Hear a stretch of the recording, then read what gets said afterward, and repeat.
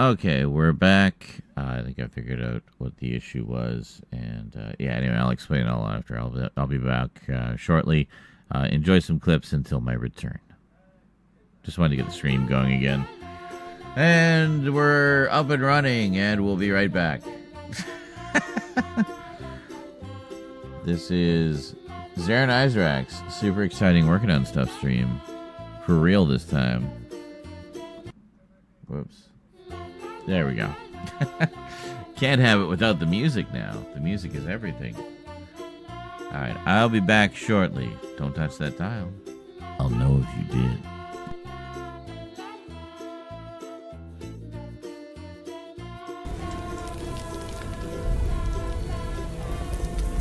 Okay.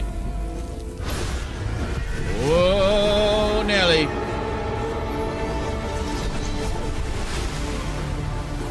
I understand the universe. I forgot everything. Damn it.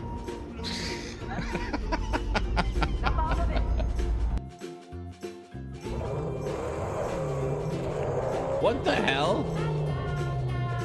Why did that guy just randomly explode? We weren't anywhere near him.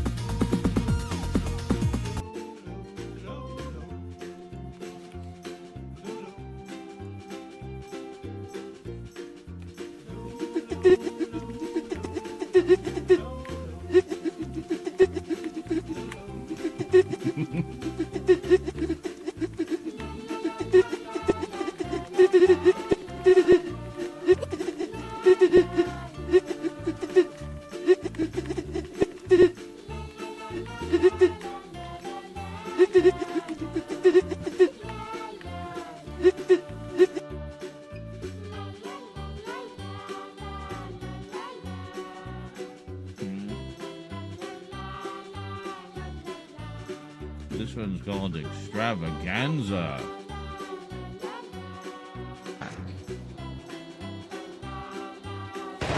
You're gonna get us killed. Time's up, Blake. God damn it.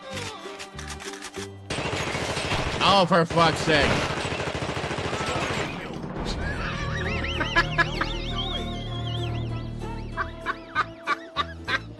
I was trying to give him the hypo. I just like shot him in the balls. And for some reason he took offense at that.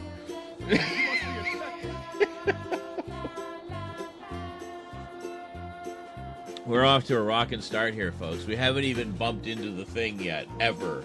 Not even once. Time's up, Blake. Great place to end. The dramatic gunshot. Good morning, Thomas.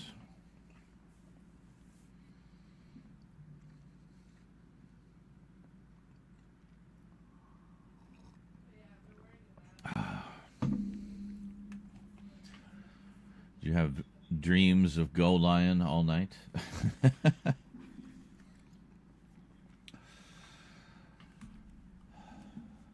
Dreams of giant robots and monsters getting squished like tubes of toothpaste.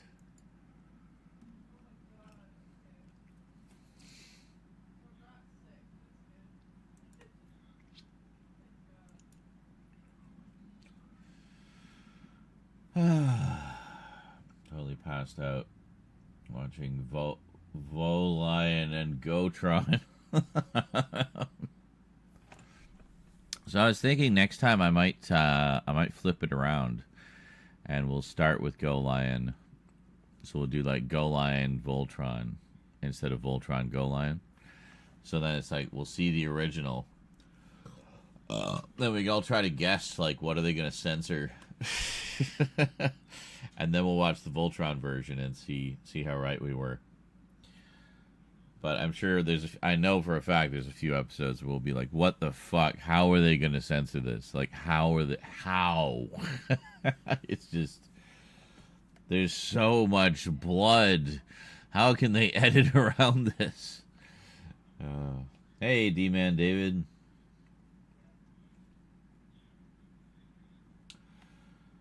So yeah, I think that might be fun. So we'll see the uncut version, and then we'll see how they censored it. Yeah, I like going in that direction. Did appreciate seeing the English dub, then the proper one. I suppose, yeah, because then a little easier to follow the story, I guess.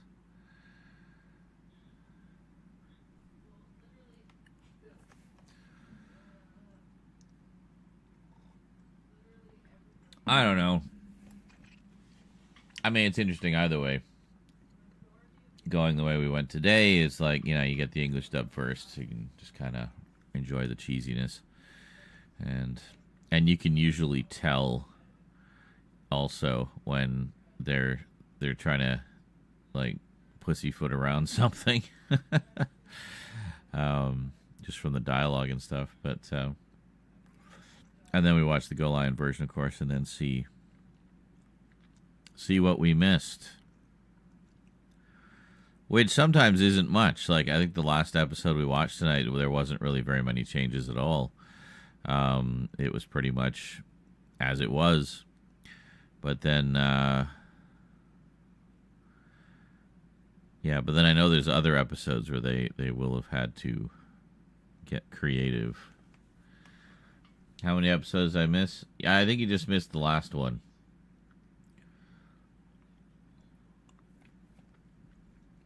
So you missed the big reveal of the Castle of Lions.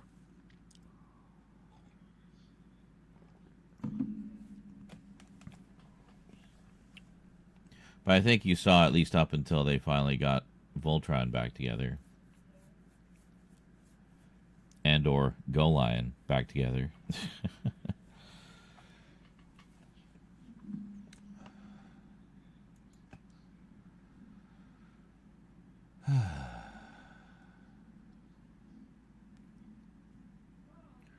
Yes, indeedly doodly.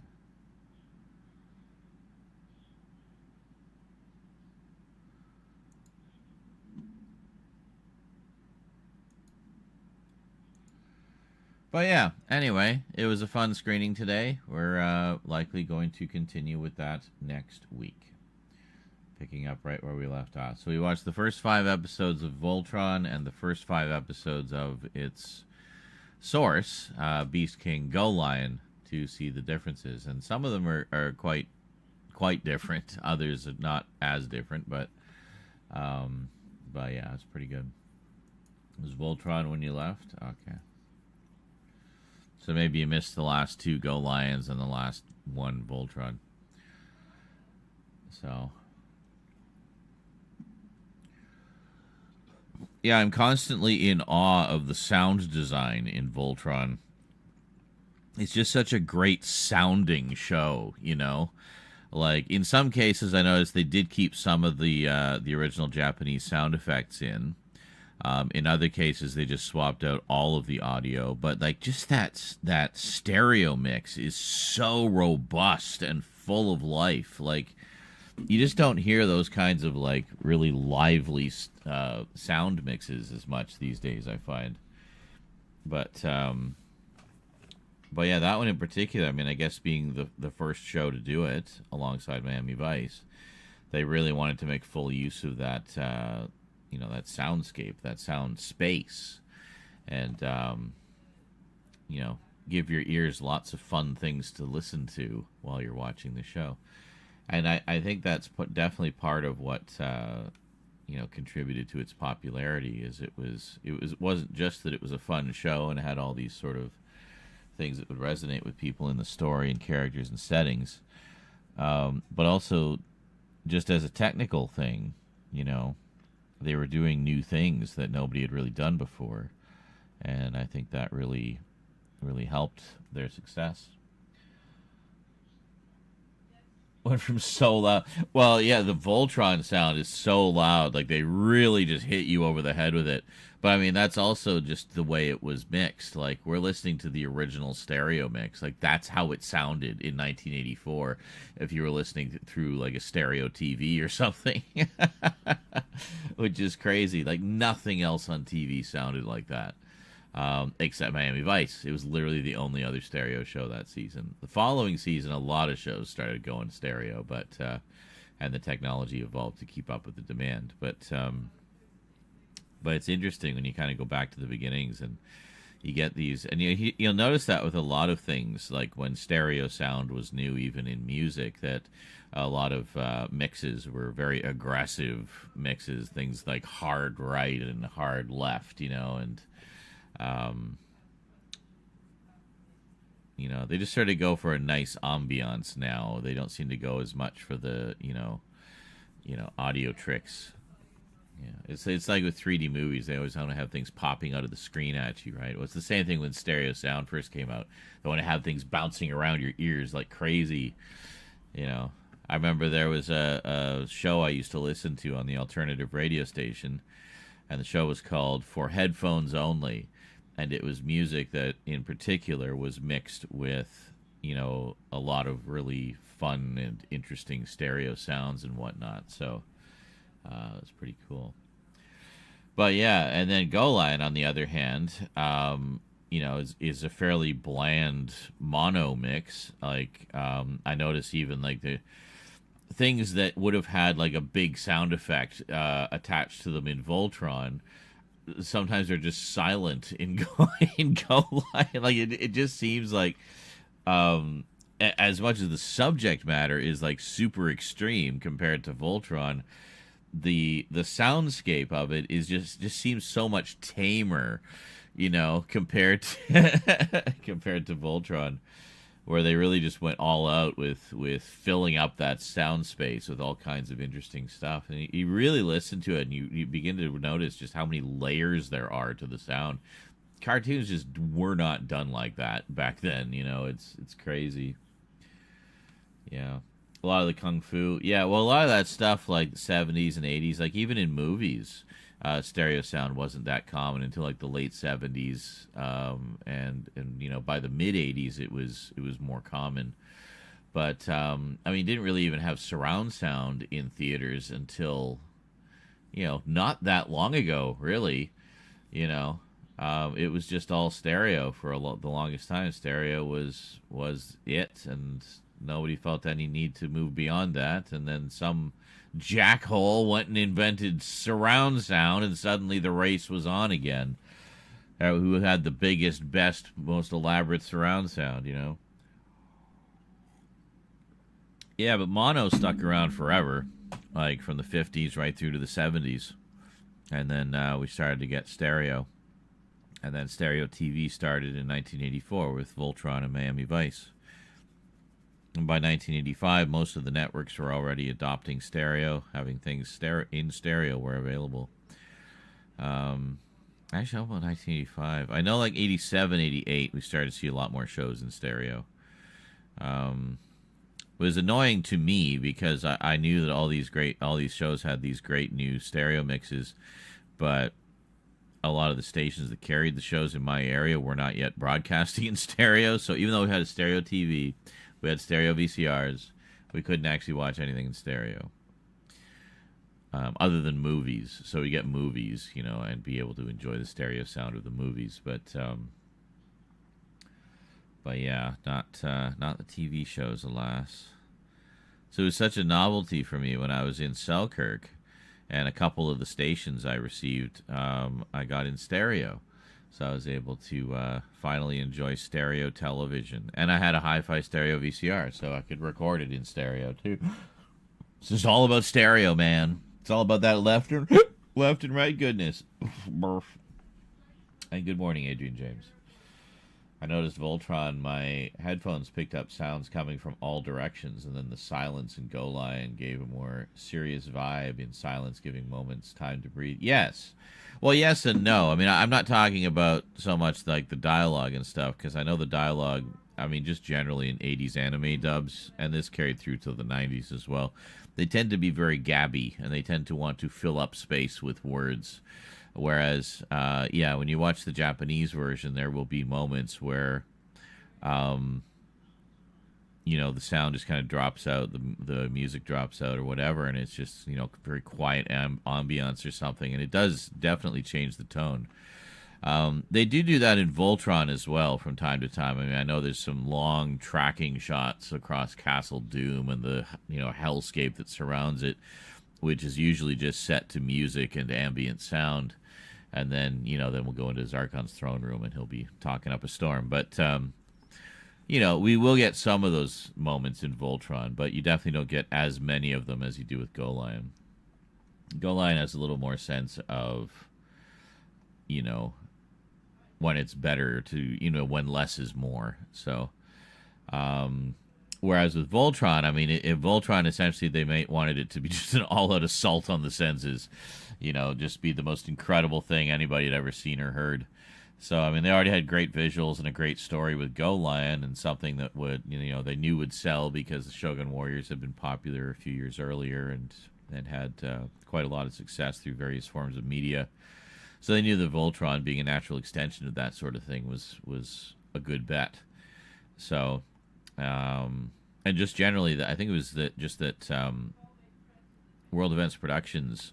There's actually a really interesting documentary on there. I'll throw it in as an extra one of these nights. There's an interesting documentary on the Voltron DVDs about the history of World Events Productions, and they talk about how they were trying to do, just kind of find their thing that would kind of, help their company to take off. And so they financed some movies and some TV shows, and it just nothing really kind of like took off. So then around that time they heard about anime, and it's like, well, there's some companies that have been having some luck bringing over anime and translating it into English and then selling it into syndication, and it's like, oh yeah, that could be good. Maybe we should look into that. So that's what they did, was they started shopping around for anime that they could license. So they got in touch with Toei and wanted to take a look at some of their Super Robot stuff because, again, Shogun Warriors had been popular a few years before. So showed them a bunch of the Super Robot stuff, and they looked at a bunch of them. And there was one in particular, which was Future Robot Daltanius, which had a robot lion in it. As well as several other robots that would combine to form the super robot of the title, Daltanius. So I guess they forgot the name of it, or maybe they didn't know the name of it. They may have just had a raw Japanese version. They were just looking at things visually, which I think is what it was, actually. They weren't translated at all. They didn't even have subtitles, so they had no idea what was going on. They were just going purely by the visuals and the energy of it. So communication. I know some of you have heard this story before, but for those who haven't, I just love telling you because it's such a fun story. So they got in touch with their contact at Toei, and it was, communications not being what they are now, with the internet making it instantaneous and, easy to correct errors. They basically just said, yeah, we like the one with the lion. Can you send us that one? It's like, okay, the one with the lion. Yes. So he goes off and and they didn't know. It's like, he wants one with the lion. What? Go Lion? He wants that piece of shit? All right, yes, send him Go Lion. Good. Good riddance. Because, of course, Go Lion bombed in Japan. And so they were actually looking to get Daltanius. They were going to translate that. But then they got sent Go Lion by mistake. It was an error. They hadn't even asked for it. It wasn't even on the list of ones that they were going to look at. They didn't know anything about it. So they were sent Go Lion. So they're looking at the tapes, and it's like, this isn't one we asked for. And it's like, so they started watching it, and it was like, well, this is really good. Maybe we should just do this one instead. Like, I think this would really, there was just something about it that they just felt would work. And you can see why, too. Like, even just visually, there's a lot of elements in there that, would naturally appeal to kids at the time, and any anime enthusiasts and super robot enthusiasts, and even people who like me who grew up like with Battle of the Planets and stuff like that, it had that 5 team thing. It had that family vibe to it as well that the Battle of the Planets had, and and it, very similar to Force 5 with a lot of the Force 5 combiner teams and whatnot. And actually, were there any combiner teams in that? I guess there was a couple. I think there was Get a Robo G, and then there was. Guy King was assembled from different pieces, but the pieces weren't individual vehicles per se. But anyway, those types of things, Voltron just kind of hit all those notes. Go Lion at the time. So they were looking at other stuff, and it's like, well, okay, we get 52 episodes out of that, and it's like, and they wanted to do a few shows. They had an idea of doing it kind of as a sort of loosely connected trilogy.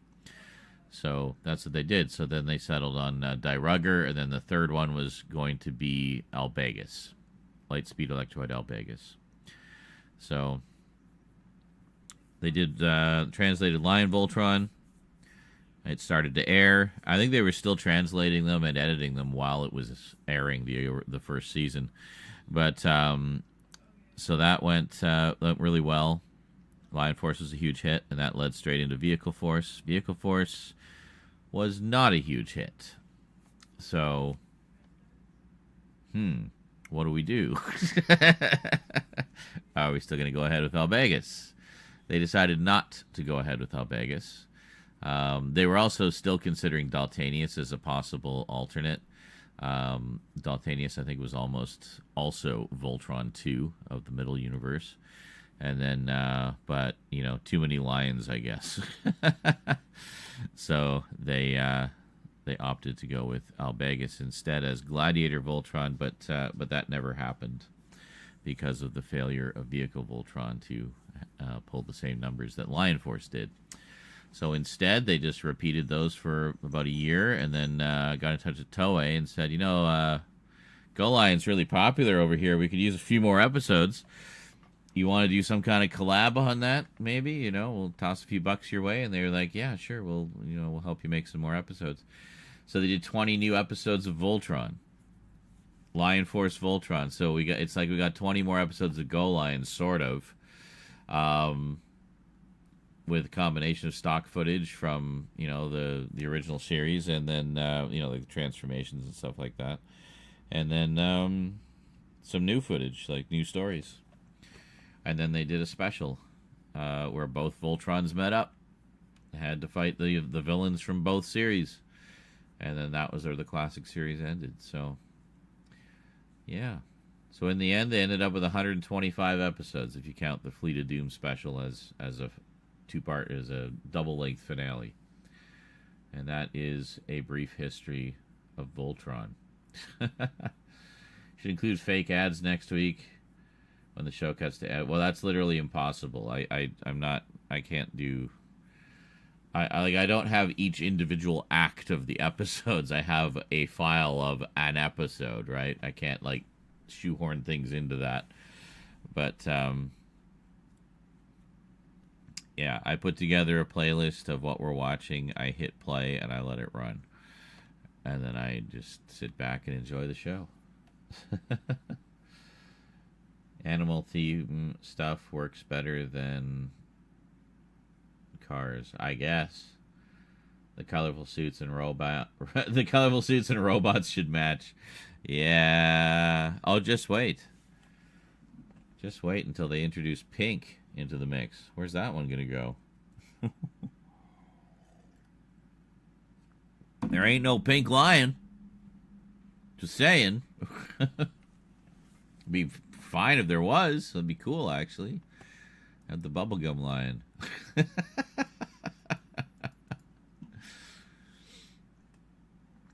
But yeah, crazy.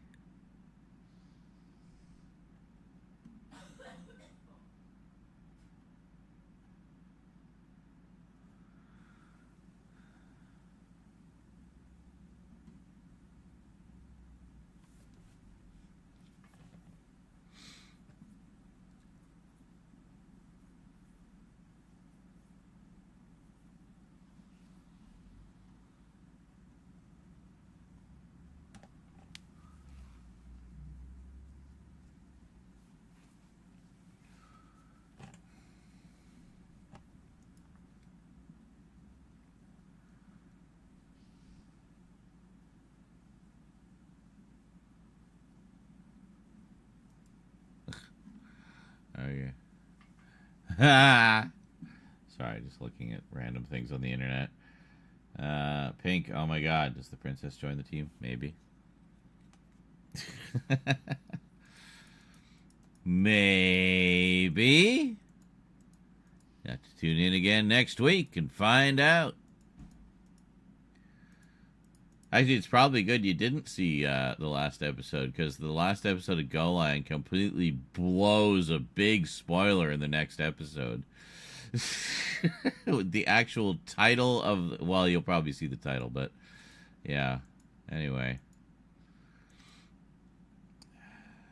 Yeah, next episode is a pretty important one, and that one I know is one of the ones they made a lot of changes. So, yeah, that's going to be interesting to see the difference there. Well, actually, one thing you did miss was the princess joining the fight in the last episode when the new castle... So the old castle got destroyed, basically, and then, but it turns out there was a secret castle underneath, more of like a fortress, rose up out of the rubble. And then the princess rushed off to help the Voltron force as they were fighting, the Go Lion team, whichever version you're watching, while they were fighting the Robeast. And she, took to, there was these laser turrets on the... on a balcony on this new sort of battle fortress castle, and so she took to the guns and just started blasting away at the troopers and blasting away at the Robeast and just kicking ass. So yeah, so she's a feisty one. I mean, she is a good and proper ruler. She protects her people. She fights for her people. Hell yeah! Is it any wonder all 12-year-olds watching were pledging their lives to the princess, you know? She's fucking awesome.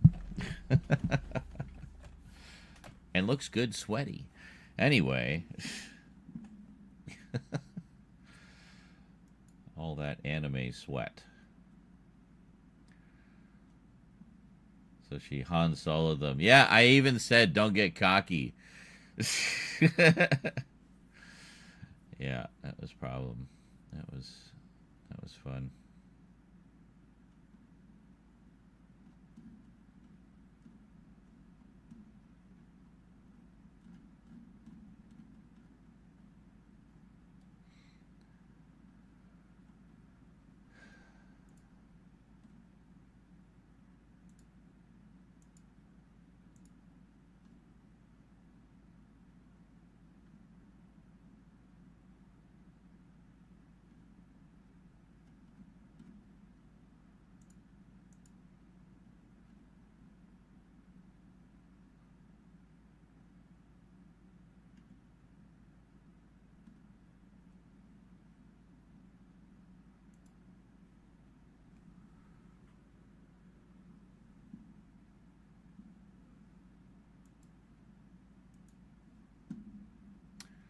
Yep. Abracadabra, abracadabra.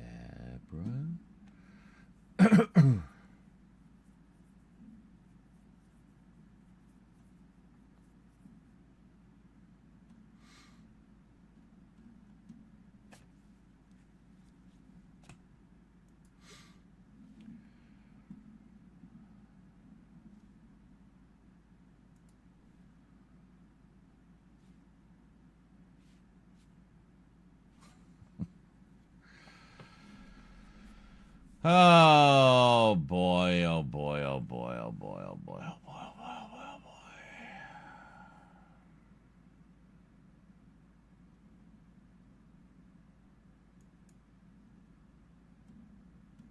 I don't know what the arches is. Are the archers, I mean.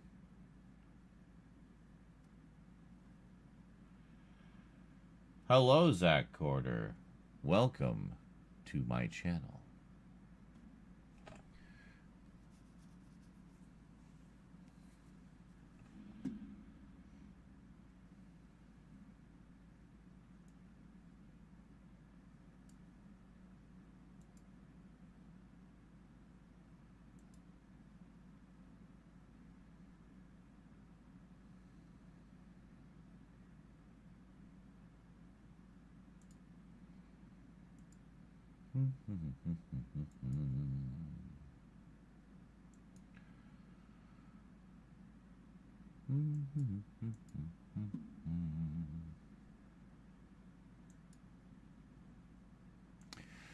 Anywho, what we working on today? Should probably work on some stuff.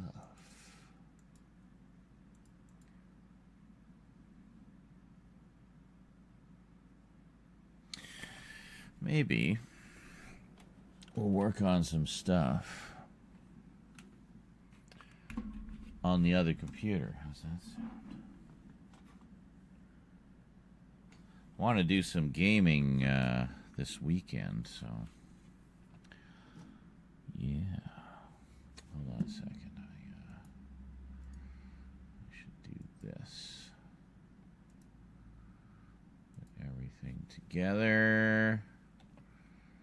Yeah, there we go. Okay, how are we looking here? All right, good.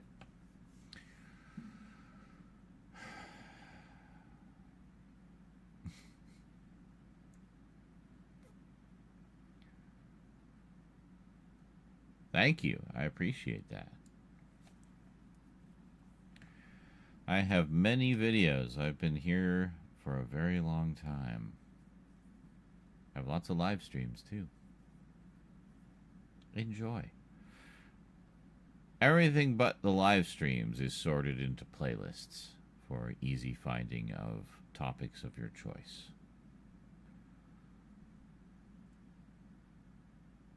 Thank you. I appreciate that. Now, I think, yeah, okay, so we got everything consolidated onto one screen now, so let's bring you guys over here. Oh, look at that. I have Ubisoft up, apparently. There was a reason for that. God, that was like a week ago. I haven't been on this computer. Hold on a second. Let's just switch these over. There we go. Now, get the other mouse. Yeah, because with Ubisoft, I got a couple of games for free with my computer. It's a little thing called Star Wars Outlaws and Assassin's Creed Shadows. How cool is that? So let's do, is this the update? So yeah, we'll do the update. And we'll do this one too. Okay, good. All right.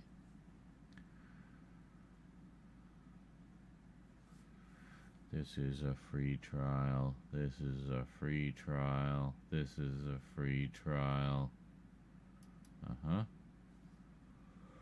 This is a free trial. This is a free trial. This is a free trial. Okay, cool.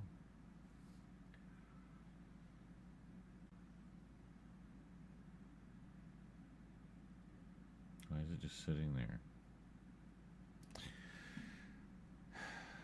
What? What error?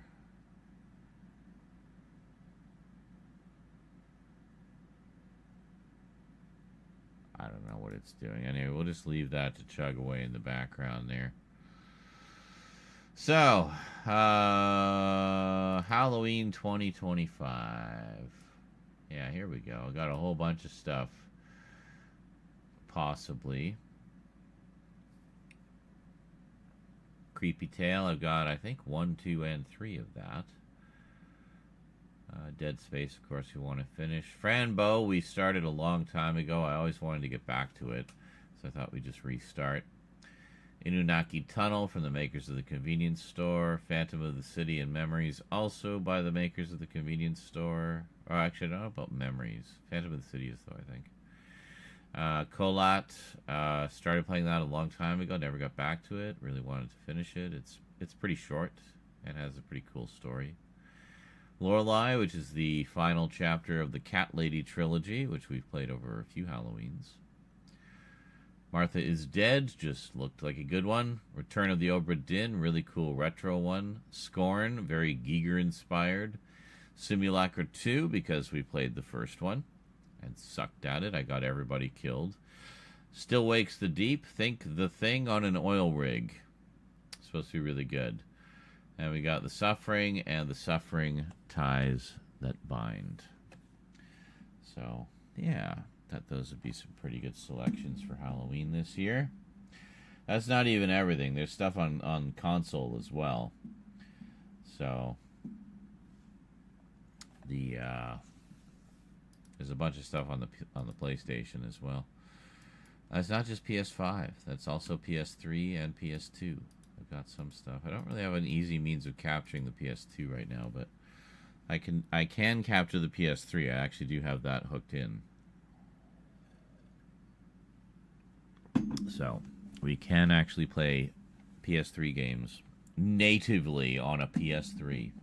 It's one of the fat ones, too.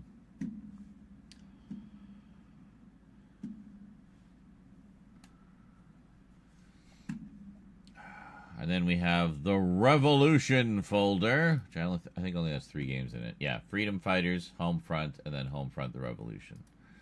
So, I have not played Homefront the Revolution. I have played the other 2, and I've been wanting to replay them for a while. So, yeah. And there's tons of games in there, too. We're not going to go through all that. Content warning.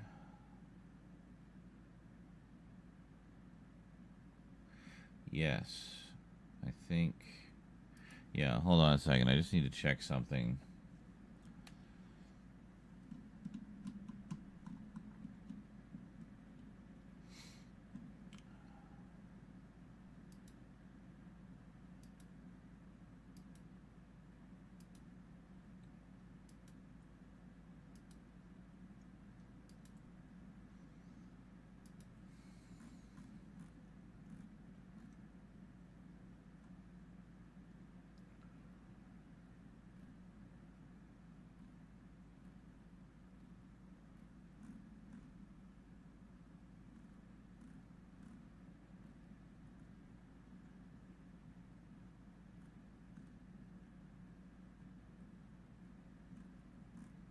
Just looking for something here.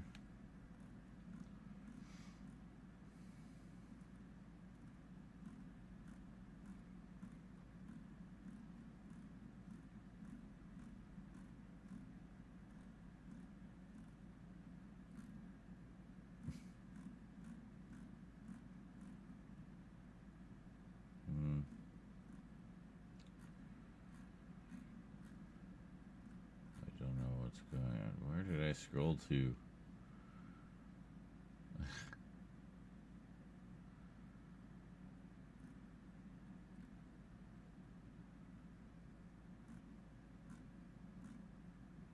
Yeah, I don't know.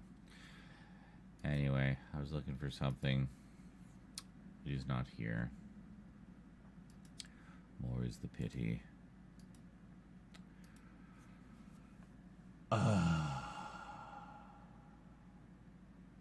Oh well. Anyway. So, yes, I got it. This is the Samurai one, Assassin's Creed Shadows, which look pretty cool. So, I'll have to check that out at some point. And Star Wars Outlaws, well, it's Star Wars. What do you want, you know? 3D movies. Movies I have converted to 3D for viewing in my virtual reality headset. So we got mostly horrors, like some classic horror, some sci-fi like Dread and Metal Storm. Some 70s sexploitation stuff like Experiments in Love and The Mad Magician, both of which were done in 3D, which is pretty cool. The Stewardesses, another one. The Three Stooges, got both of the Three Stooges shorts that were done in 3D, in proper 3D, which is pretty cool. Parasite, Friday the 13th Part 3 in side-by-side 3D, like actual proper 3D. Amityville. And a little documentary about 3D, which is also in 3D. So, Jackbox and Friday Night Funkin'. Yeah, I don't know those ones. I don't really play a lot of those sort of party games. I mostly play I don't play a lot of multiplayer stuff just generally. I mean, really the only multiplayer stuff I play with any regularity is Fortnite. What? Why is this blinking at me? Your Steam trade cards. What? I don't know who you are. Why do you keep asking me for shit? Anyway.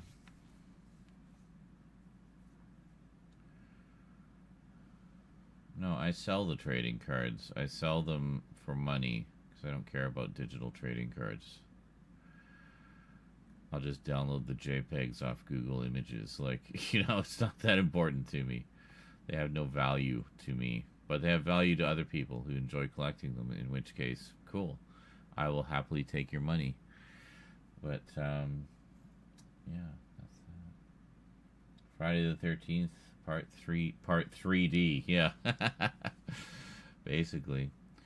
But yeah, those are all the ones that I ripped and converted to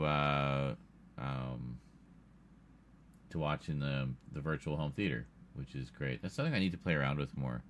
I need to see if you can customize your, yeah, this is the program I use. Basically, yeah,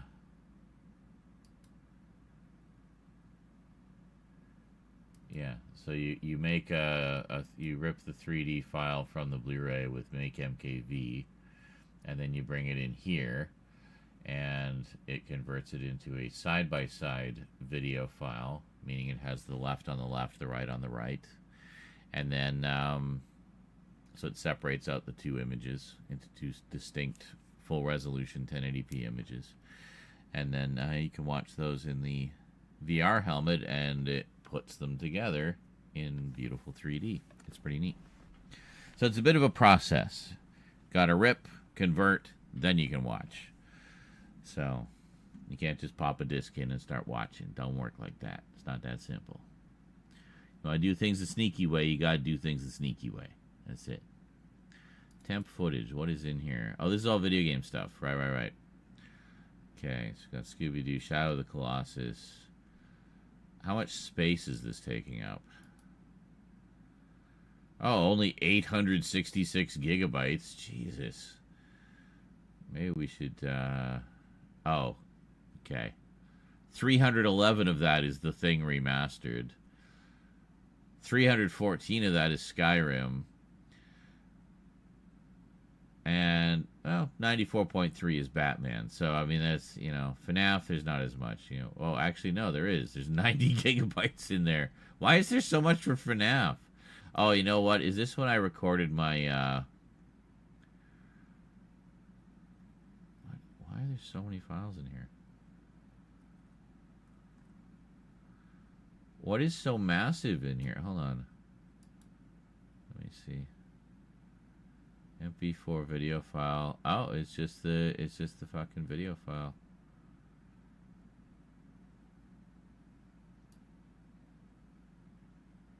Yeah, that's it. 2017. Some of the few footage saved from 2017. Well, how big is this? It doesn't give me any information about it. Hold on. Can we load it up? Yeah, here we go.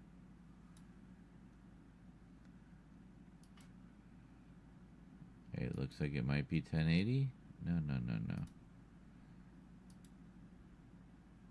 Here. Yeah, it's 1080, 60 frames per second. Well, damn. Here yet, so that's good. Off. Alright, well, we know where Freddy is. Alright. This is not good. Like, he got there way too freaking fast.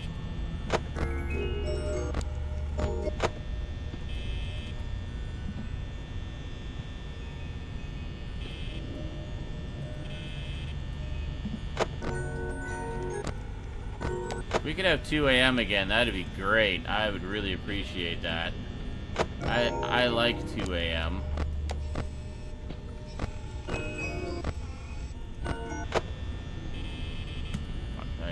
spent way too long in the cameras there. 2 a.m. Yay.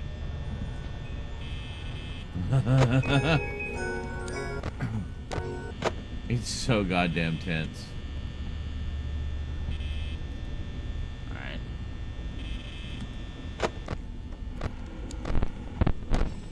Fuck.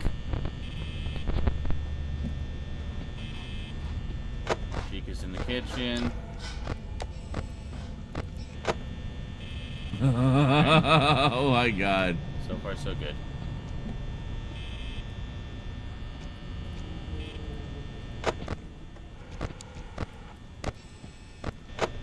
Foxy still.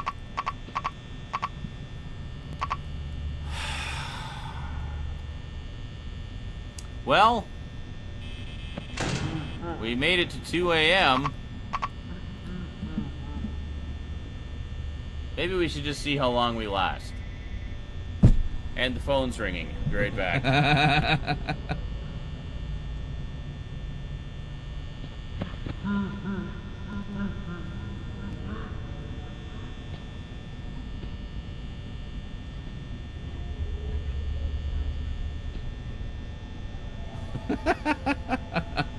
I wonder who called. I hope I say.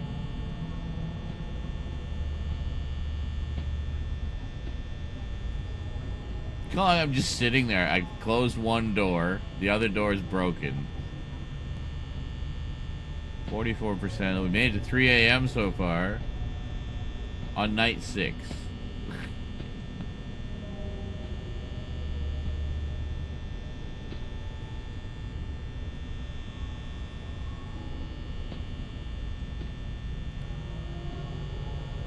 Oh, Jesus.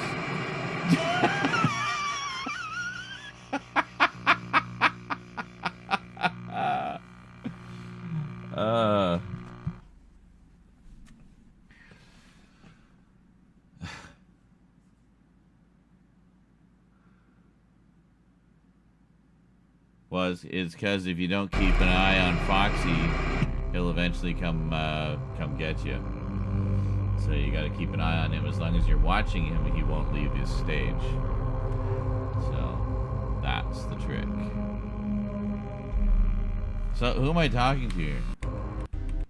Pretty sure that it was going to be Foxy that got me there. So I was just... That, fortunately, as Stoutman pointed out, I was doomed anyway. I was just curious to see how long I would last. As it transpires, almost to 4 a.m., but not quite. And I was pretty sure that it was going to be Foxy that got me there. So, and yes, that guy Power Trip was just asking why did the door go out, and Stout mentioned that they broke it. Yes, they can. If you don't sort of monitor regularly, they can sneakily break your door so you can't actually close it or operate the light. So, yeah, normally they're not too aggressive about that, but this is night 6 and they're super aggressive about everything. So, yeah. That's actually what's killed me on every attempt so far, is at some point they've broken the door. So, I don't know how you can prevent them from doing that. It seems to be just kind of random, but, alright, let's give it another shot here. It actually wasn't a bad run, all things considered. We made it to 2 a.m. without too many incidents. Freddy got a little too close, but we'll see if we can keep on top of that. I'm thinking it might be less than 10 seconds that we need to keep an eye on Freddy now, so... Alright, cool. So anyway, that's something that I've never actually gone through and done highlights of, so I thought it would be an interesting one to cut together for Halloween. I did do nights 1 through 5, though, funny enough, so... Yeah. Oh, hold on. Intro. M2TS files. What are these?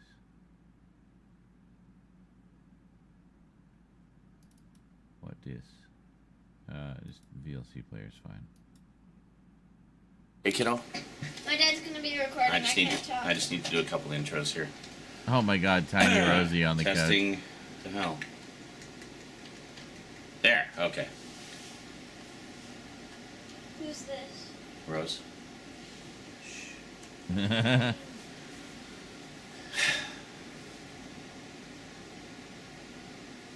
Greetings, everyone.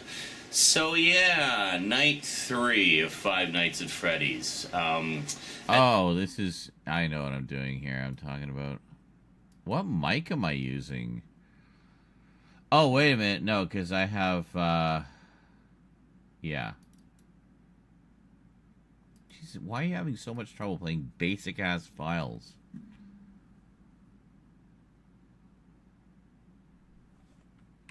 Rose. Yeah.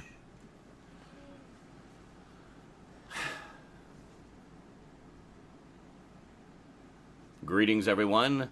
Yeah. So yeah, night 3 of Five. Much nicer quality. That's with the Yeti.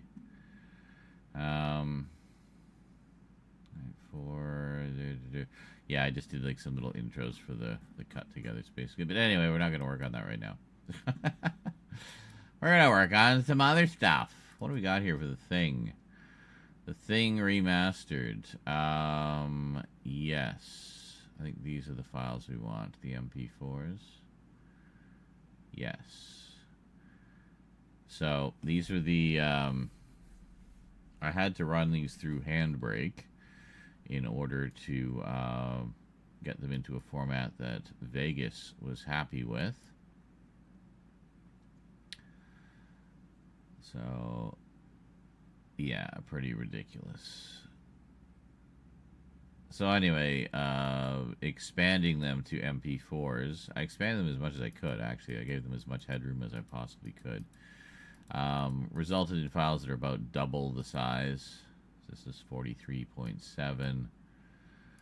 This is 18 for the same thing.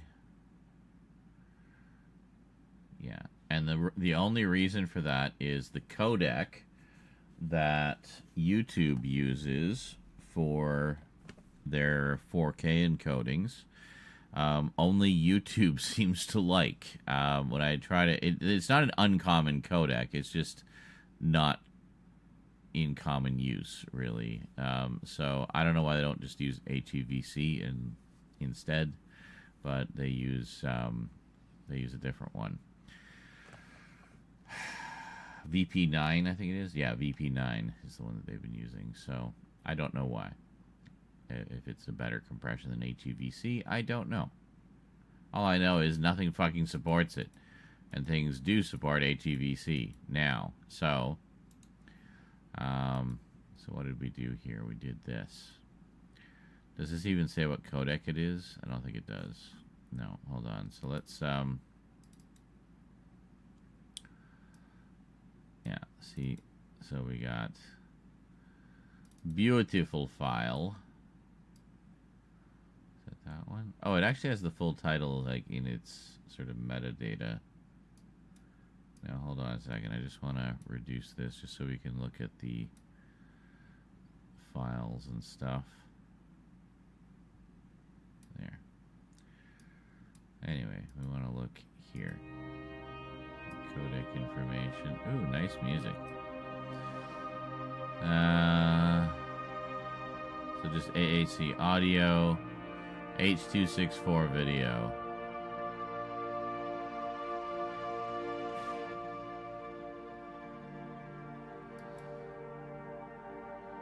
See, what I don't understand is why didn't I use HEVC? Let me try running it through again and we'll see here. Let's try running it through again. If we can do, I think we can do all three, like in a queue. Let's find out. There we go. So if we see a queue, no. What? Well, how do we switch between them? Oh, here we are. I see. Okay. So, video. Yeah, H.265. Hold on. X265. Oh, H.265 NV encoder. That's the one we want. H.265 10-bit NV encoder. Is that better? Sure, let's try that. And we want highest quality. We don't have to take our time with it because, you know.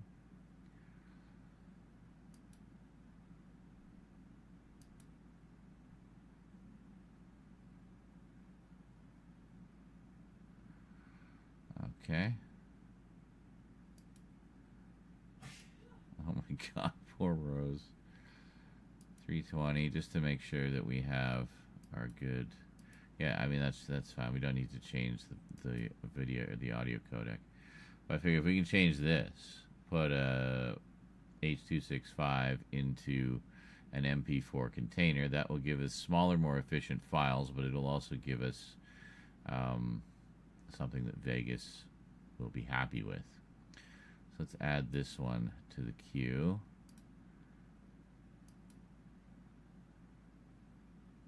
And the same thing, yeah, let's add this one to the queue.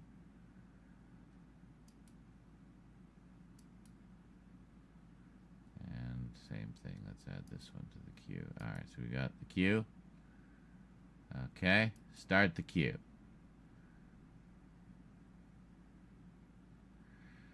It crapped out after every single one. I wonder why.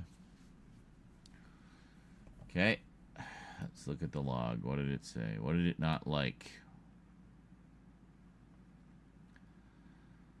Input settings. Okay.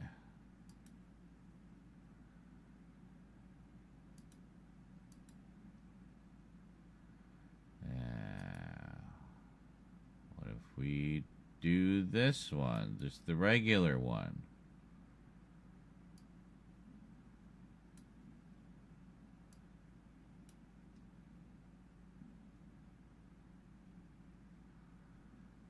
Okay.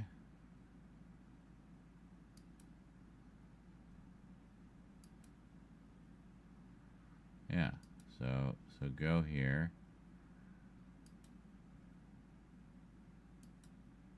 Yes. Thank you. All right. So we'll try that again. So add that one. Add that one. Add that one. Go.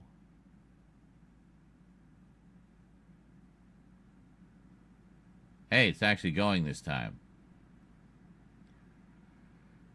At 215 frames per second. Look at that. Awesome. It's still going to take an hour and a half, though.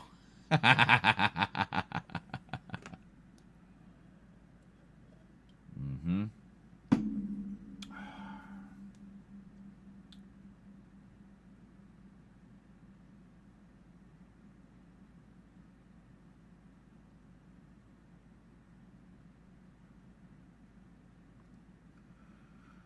$150. Yeah, see, I don't know anything about the game, so I don't know, but I'm guessing you are probably correct in that.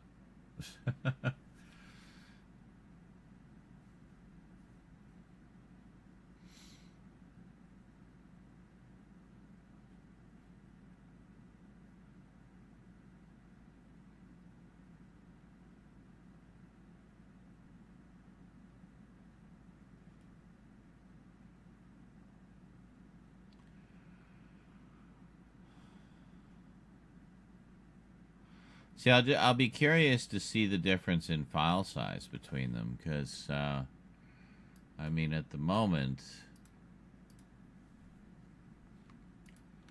we're looking at 175 gigs total for the MP4 versions, or the H.264 versions, versus 87 gigs for the original streams. So, I mean, it's almost 3 times the size, right? So I'm thinking if we use H.265 or X.265 and can crunch the file size down, we might, you know, might have files that are a similar size to this or smaller, but the same quality. You know what I mean? So, yeah, HEVC is a terrific codec. I use it for a lot of stuff.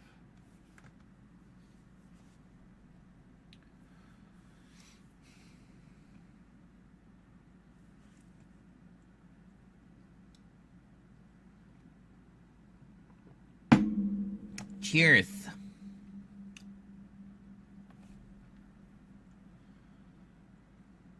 Well, I guess I'll just put clips on for an hour and a half, and we'll come back and check this later.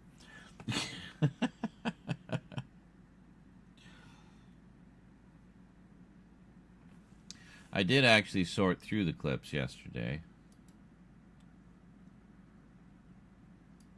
Am I even logged in on this computer? No, I am not, and I can't be bothered right now. Hold on, I'll head over to the other computer.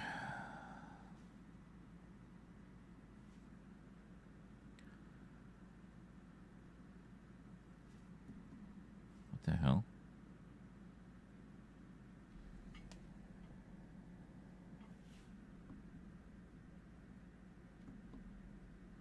Oh, yeah, you should be seeing it. I'm actually on the wrong scene. I don't know why you're actually seeing the correct thing. Oh, I know why. Hold on.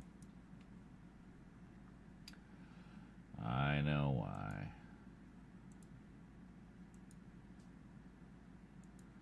There we go. Alright, so if we go,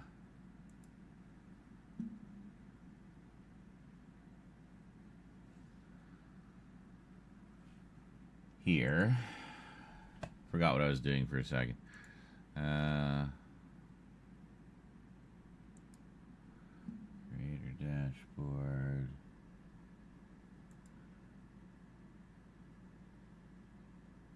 Clips. There we go.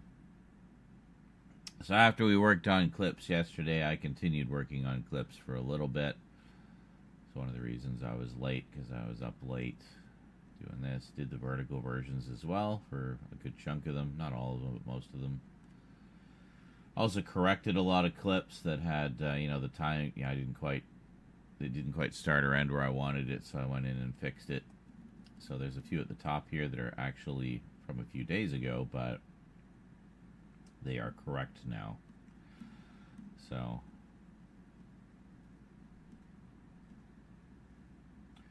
yeah, so anyway, there's a bunch there. They're fun. I like them.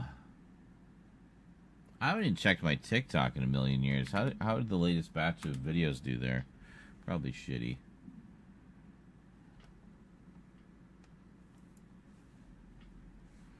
Oh, come on. Come on. Why are you such shit, TikTok? Seriously. Can you just function? Thank you. Jesus. 29, 24, 21, 278, 20, 15, 16. Yeah, what even is the point? Oh, you gotta be on TikTok. It's all about TikTok. Really? I beg to differ. Doesn't look like it's all about TikTok to me. At least not for this old fart. Nobody gives a shit about my content over there, so fuck it. Fuck the TikTok. Fuck it.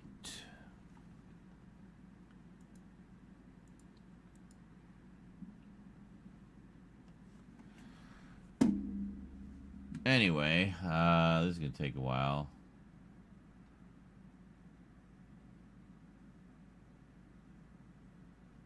I don't know. Dare I open anything while it's doing this heavy of processing? I don't know. What do we got here? Revolution! What other footage was on here? I'm trying to think of what else was on here. Game footage. Oh, yeah, where were we putting the renders? Was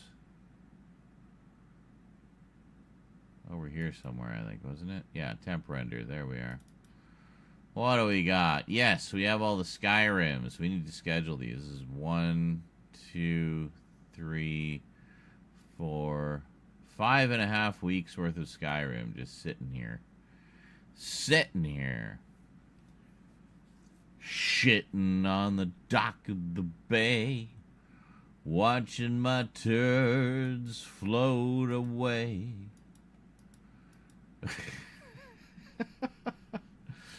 Shut up. Your edibles just kicked in. Yeah.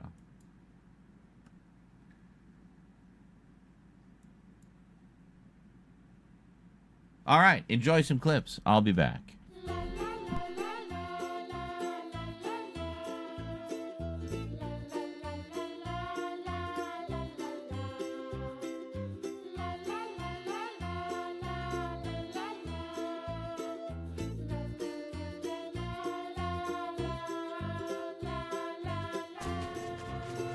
Coming back. They're coming back.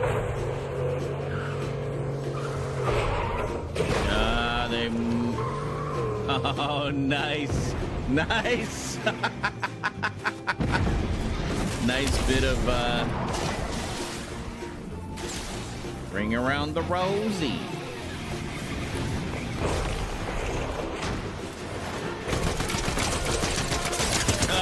You got one? Oh, yeah! With 1 health! Oh my god, get some heals, get some heals. Holy shit. How did I do that? That was amazing. Oh, and so lucky where that storm ended.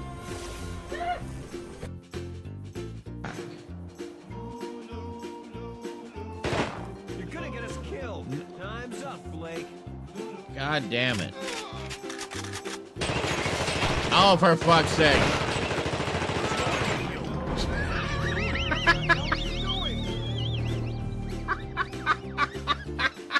I was trying to give him the hypo.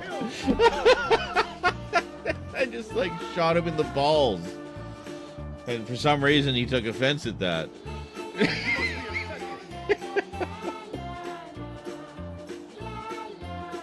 We're off to a rockin' start here, folks. We haven't even bumped into the thing yet, ever.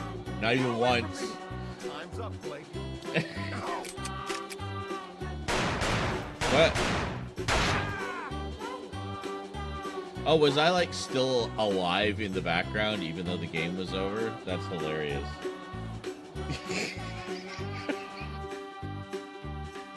He hit both of us. Shit. Goddamn bat. Trying to hit this guy. Yep. Yep. Punch the shit out of him. Yeah, fuck you. Yeah. Fuck you. What? Yeah, those are good people. You're not getting away. You're not getting away. Go to jail. You got this. The other one does the chain, by the way. Nice.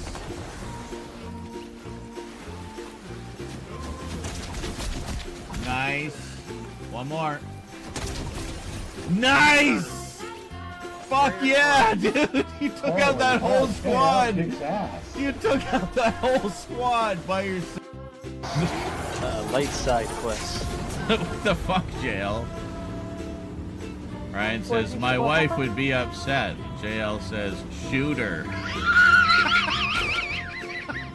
The fuck? Ryan says, I'm not going to shoot my wife, JL. What the fuck? That was a very inappropriate place for a Jurassic Park quote. I'm just going to say.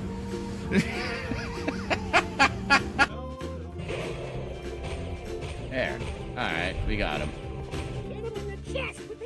I got it already, Dax. Thanks. What the hell? What is going on here? Okay. That was it. We needed one more hit, I guess. We're good. Alright. Good. Legal. Stop asking me a million questions. Just install the fucking thing. Go, go, go, go, go. Thank you. Holy shit. You want to install it here? You want to do this? Are you sure? Are you sure? Are you really sure? Are you really sure? Are you really sure? Can you confirm this? Can you confirm this? Can you confirm this? Confirm this? Confirm this? Okay. Are you sure? We're almost ready. Are you sure? It's like, holy fucking shit. I just want to click install and have it install. Give me all the default options. I don't care. Just install it.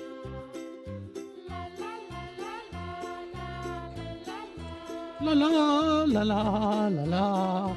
Do do do do. Ha ha ha. I skipped for joy. I killed everyone. La la la. Okay. And then the infamous mulch is the most expensive sound on the soundboard at 10,000 bits. That's a full. That I may have some few questions about that. So cows drinking milk. Like drinking their own milk?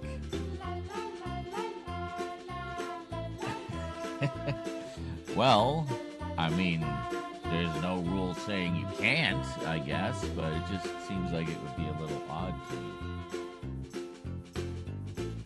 Too much noise. They'll come for us. Will you please leave me alone and go get some help? You can't stay here. You're making too much noise. They'll come for us. Will you please leave me alone and go get some help? You can't stay here. You're making too much noise. They'll come for us. Will you please leave me alone and go get some help? You can't stay here. You're making too much noise. They'll come for us. Will you please leave me alone and go get some help? You can't stay here. You're making too much noise. They'll come for us.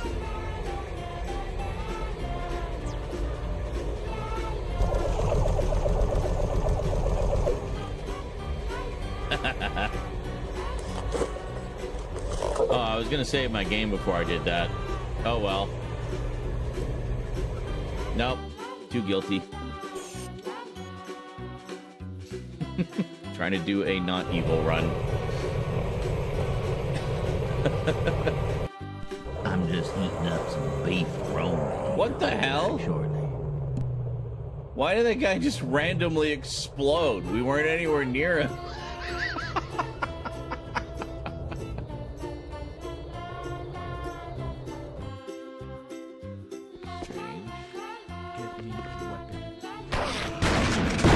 Oh!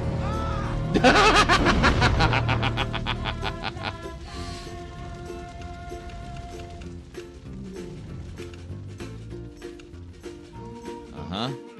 That went well. Maybe we'll blow up the room when we're not in it. Maybe that would work better.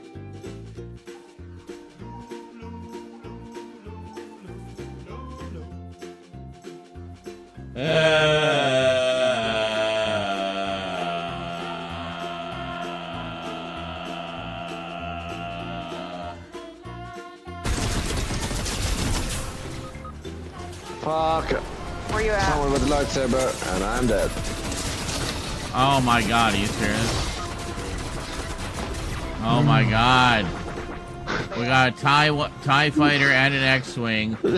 Oh my god, they're fighting each other in the air above us. Jesus Christ, man. Okay, let's see if I can res you before somebody comes. Yeah, well, they're all distracted by the freaking dogfight over our head.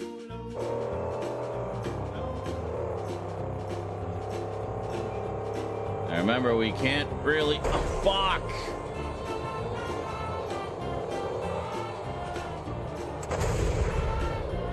God damn, I missed him.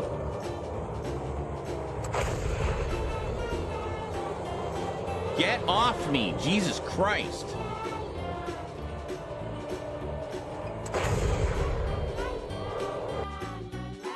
E-books.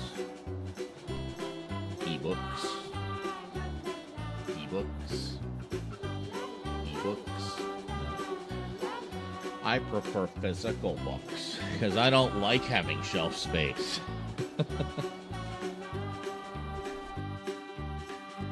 Budgeted. God damn it, eh?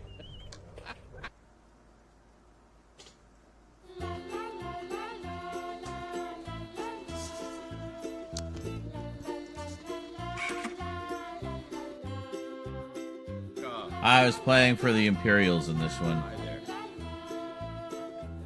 Not even intentionally, just ended up that way. Whoa.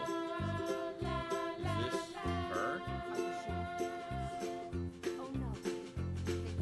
Oh my god, I found the Red Guard woman! I've been looking for her, like, since I started the game. I was just talking to her because she was hot.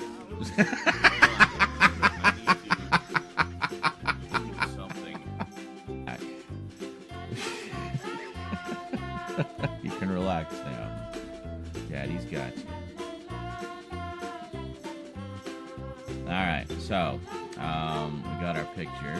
And I'm I'm gonna put it over on the other side as I'm talking. Doctor. This one was actually just written by Kit Pedler, Jerry Davis. Sound like I said fucking doctor. Doctor. This one was frickin' actually just doctor. written by Kit Doctor. Frickin' doctor.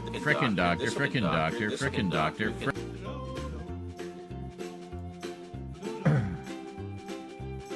God, there's just nothing. Like, is that it? Do I just have to do everything myself? Like, seriously. Anybody can do clips. Anybody. Just clip the little... You just click the little clapper board, and you can make a clip anytime. I'm sure we'll be fine. I don't believe anyone who does. Well, I'm just making sure that went to him. I owe you.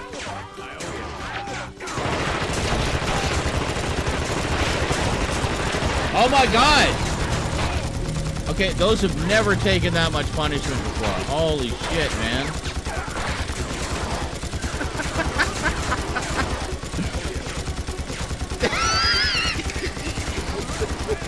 I owe ya.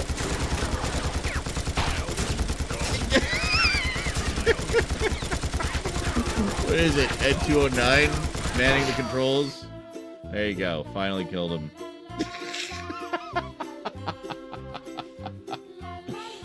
Oh my god. Okay. I have acquired beefaroni.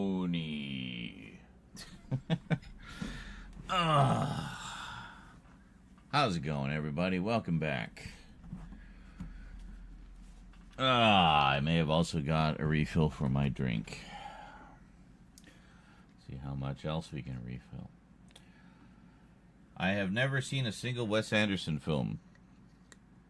That is a director's repertoire that I have been meaning to explore for a good long time. I just have not got around to it yet. I think I have one or two of his movies. I can't remember. But yeah, I know about the set. There was some posts about it. Quite a sizable set from Criterion. It's like, is it 10 films? Yeah. It's gonna be a pricey one apparently.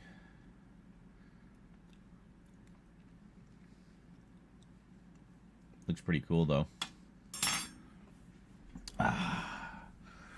Here, look at my beefaroni. That is not a euphemism, by the way. But you can take it that way if you like. If it pleases you, if it brings a little bit of joy into your day.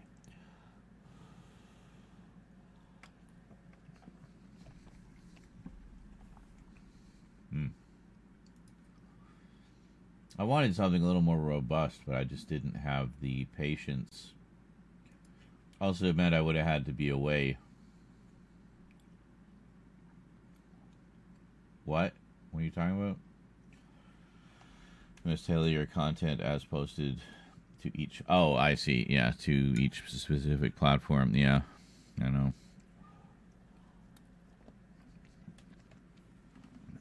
Most of my short-form content is just clips from live streams. I don't really do any specific content for it. I might at some point. It's an idea I've been tossing around, if only to kind of cross-promote the main channel. But it's not a priority.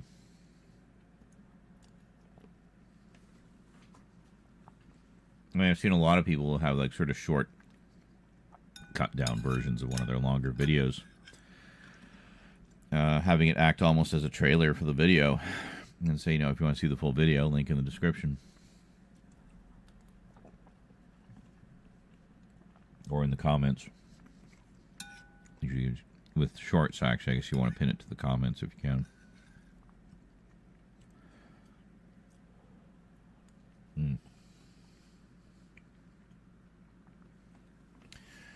But yeah, it's very true. I mean, each platform sort of has its thing. I would argue, though, like that, you know, Facebook Reels and TikTok have a very similar audience. I see a lot of similar content on both.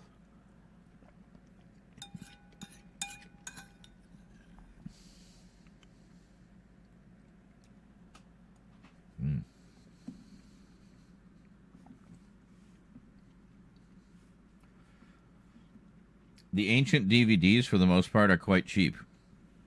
I just got the Green Lion set, a replacement for my Green Lion set. It was $14 Canadian. And it's legit. It's a legit set.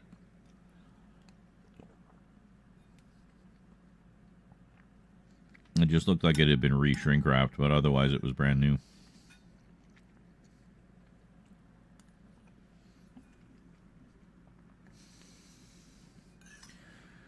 As for Go Lion and Die Rugger, good luck finding those now.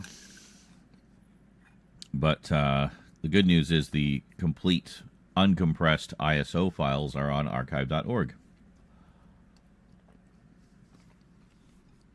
So that's full DVD 9 rips of the original releases. Because it doesn't look like we're going to get a re-release anytime soon. I'm fully confident that Discotheque would have done it by now if they could have.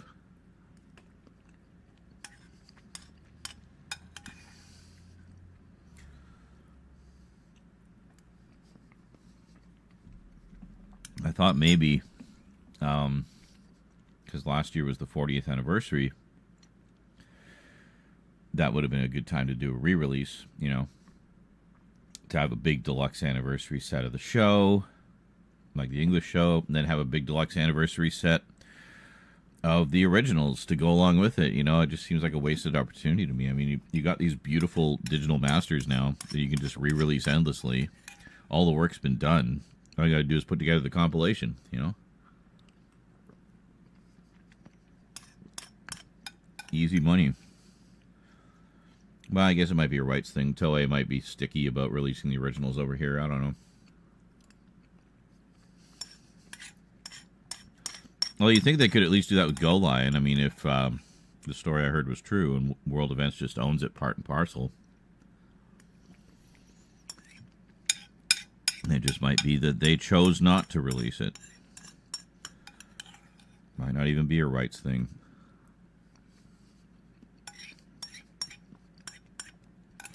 They want all the focus to be on the Voltron version.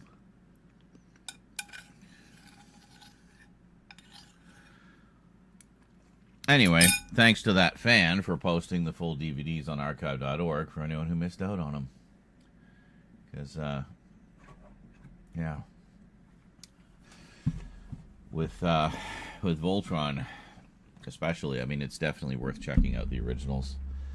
They're amazing. Sorry, just minor adjustment there. Well, I guess that'll have to do.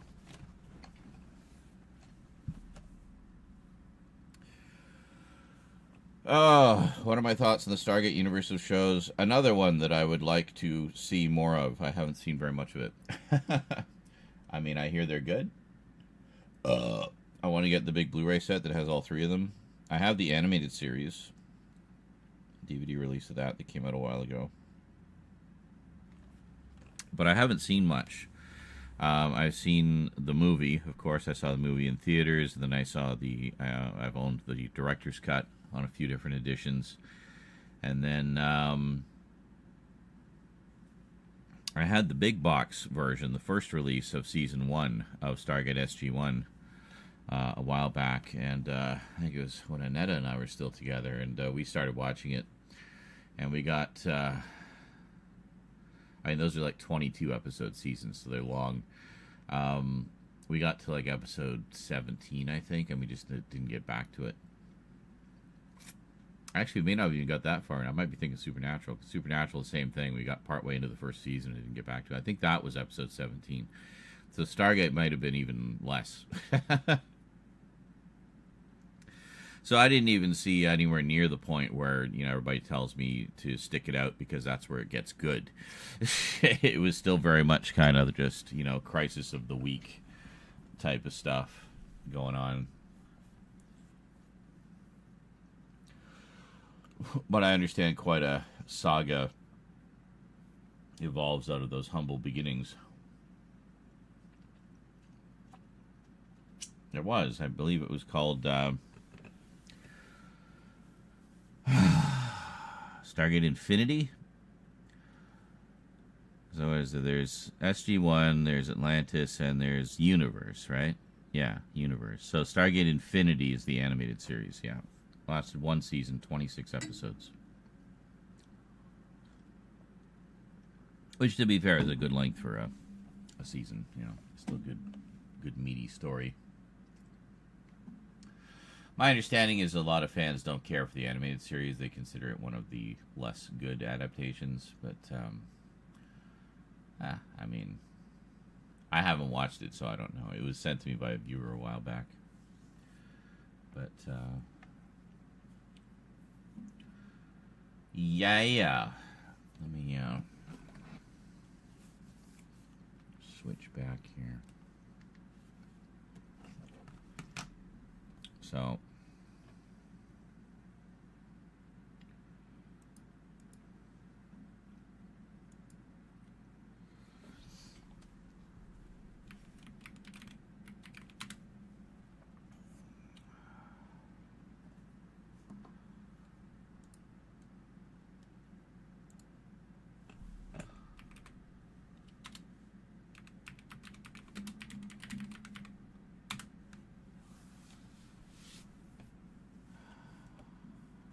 yeah, here it is.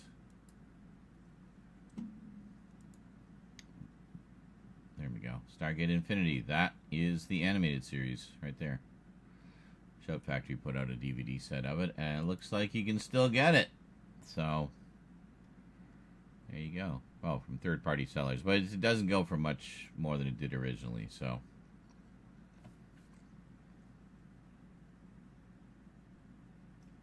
In fact, I think that's just regular price. So, yeah. Little look at just a single disc DVD, I guess.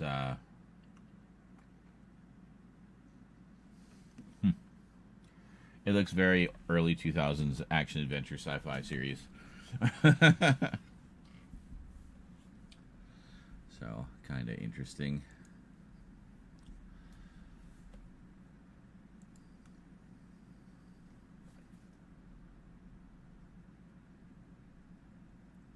But to my knowledge, these big sets here do not include it. That's just SG1. Hold on. Stargate. Blu-ray. Here we are. Yes, this is the Blu-ray set. So SG1, Atlantis, Universe, all complete. My understanding is you are missing some of the movies, though, so you might want to get. And it also doesn't include the animated series, as far as I know. It's just the three main shows. So there you go, Highlander. That'd be a nice one to have. Three's coming. This one I actually kind of want the complete collection because it's just the one I was thinking of. No. There's another one.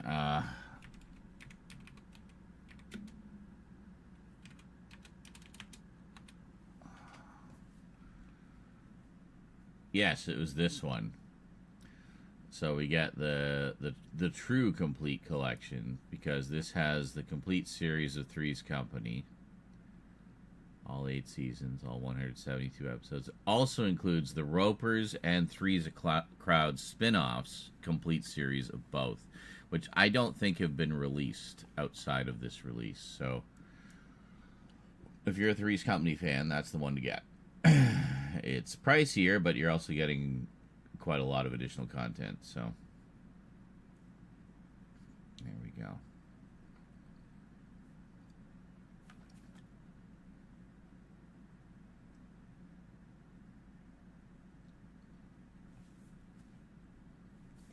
Yeah, something like stuck in my teeth. It's weird. It's weird.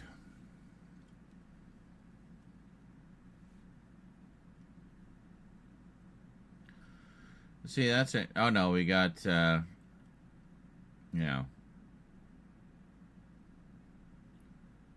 Mr. Roper, and then what was it, Mr. Feeney, Ralph Feeney, something like that. Yeah, but see, the later version only includes him on it. Doesn't have the Ropers.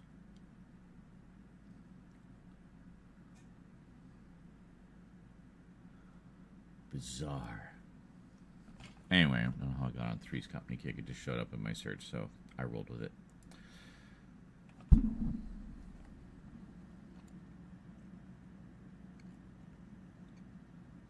What is this? Okay, on the hunt for the physical release of Go Line, it gives me all 3 Voltron shows in one set. No, it doesn't. There is no anything Voltron on Blu-ray. It's all DVD only.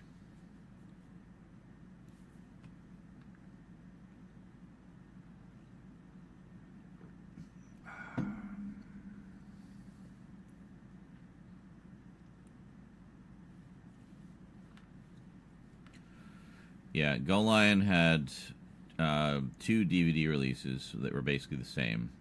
There was the first one that came out with 3 individual sets. Then they re-released the 3 individual sets in a box set, a complete box set, but otherwise identical. It was the 3 individual sets in a box, and that was it. Die Rugger, on the other hand, only got 1 release, and the last volume had a really low print run compared to the other 2, so it tends to be the expensive one to find. You can usually find like most of them for fairly reasonable prices. Go Lion had a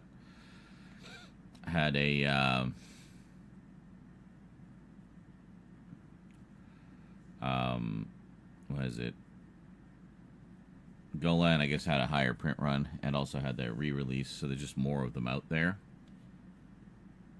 So you're more likely to find that than you are for reasonable prices than finding the 3 volumes of Die Rugger for reasonable prices. You can usually find the first 2 volumes of Die Rugger fairly cheap. We were looking this up the other day. It's just the last one, that 3rd volume, the final volume. That's the pricey one. But know that if you need a placeholder, archive.org has you covered. They have full rips of all 9 volumes. Or all 9 discs, rather. Or, sorry, all 18 discs, because each set was 3 discs, and there was 6 sets of 3 discs each. So, 18.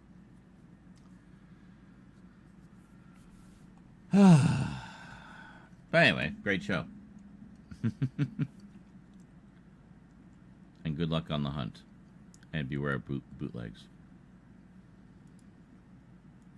There's only 1 release of both of them. If they don't look like that, then they're not official. Or they're like just a straight up Japanese release or something, which is not going to help you. So.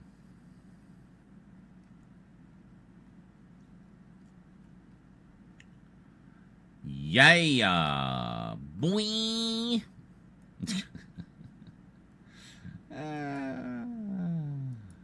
I don't even know.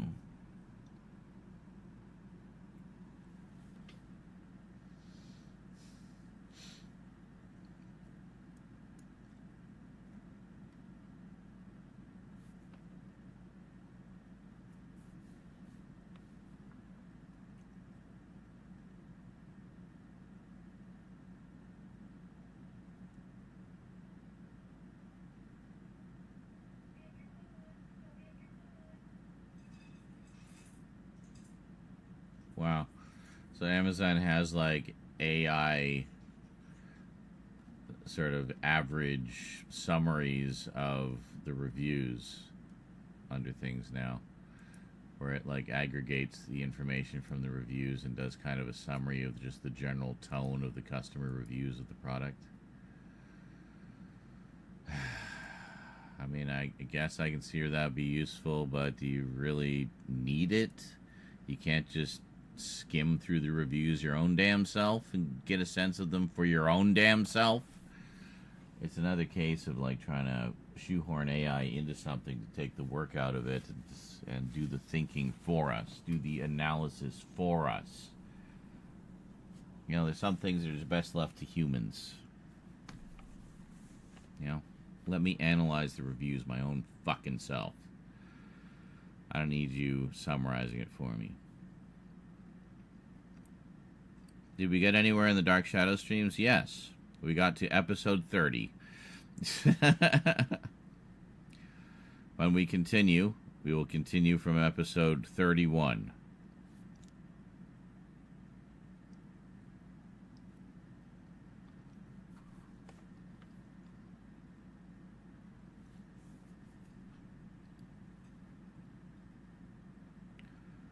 Amazon has fallen again. I know, right?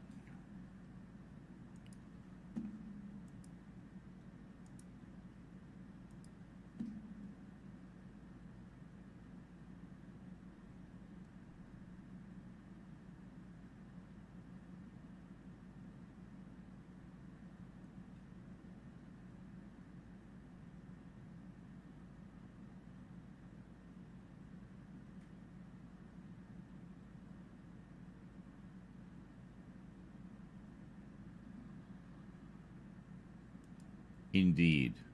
I really want the original show. So, Beat King, Go Lion, with subs, obviously, yes.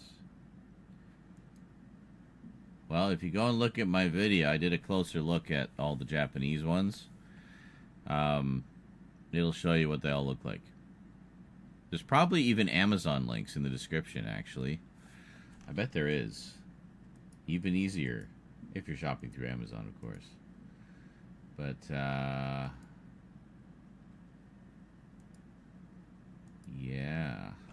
Hold on a second here.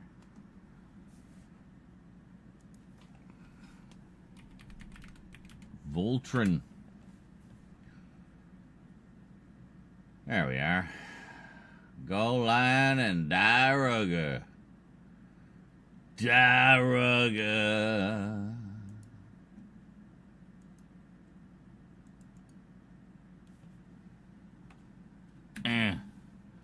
There's the video.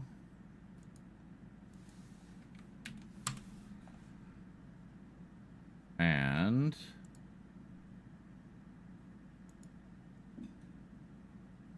oh, no Amazon links. Physical media. Never mind.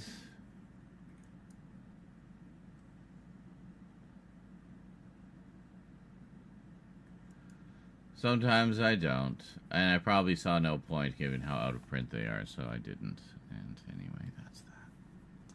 They were pretty out of print when I did that video. Hey, look, see? What I tell you, Doctor Who. Should I just be a Doctor Who channel? It would sure make my life a lot easier. But, yeah, Doctor Who video, just screaming to 1,000. That, you know, that comparatively took very little effort to make versus the Ninja video, which was, you know, an extravaganza of editing. 420. 420! 420. Ugh, it's just so depressing sometimes. Seems like the more effort I put in, the less return there is. You know? No. Okay. I shall find and watch to get caught up on Dark Shadows. Excellent. Comparatively speaking. Not no effort. Obviously not no effort, but comparatively less effort. Which one? The Doctor Who one? Which one was it? Jody said, well, yeah, I mean, that took some effort, but, you know, that's fine. But, I mean, that's the Doctor Who one. But it did not take the same amount of effort as some of the other videos, is my point. Like the Ninja one, especially the Chuck Norris one, you know.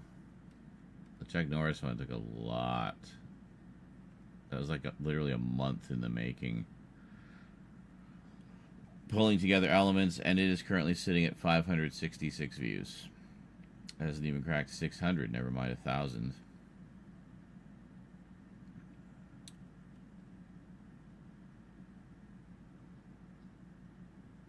God, I have so many books to update, and like, yeah, book update. Not even barely 300.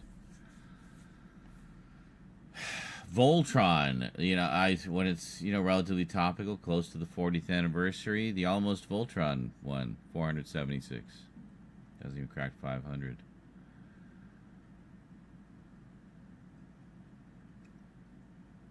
Yeah, the Rambo one did okay.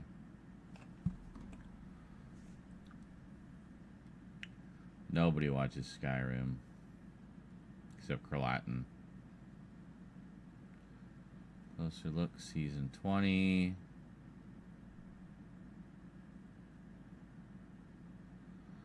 Missing episodes. Guy King. That took so much work to do that one. I was so proud of it. Again, it hasn't even cracked as many as the package opening from yesterday did. You know, like, I just don't get it. People just don't want production value, I guess. I don't know. Like,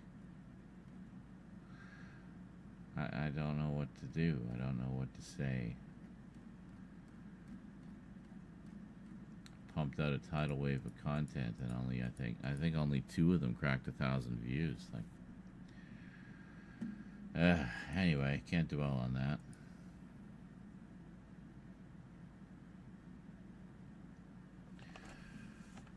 It is more topical right now.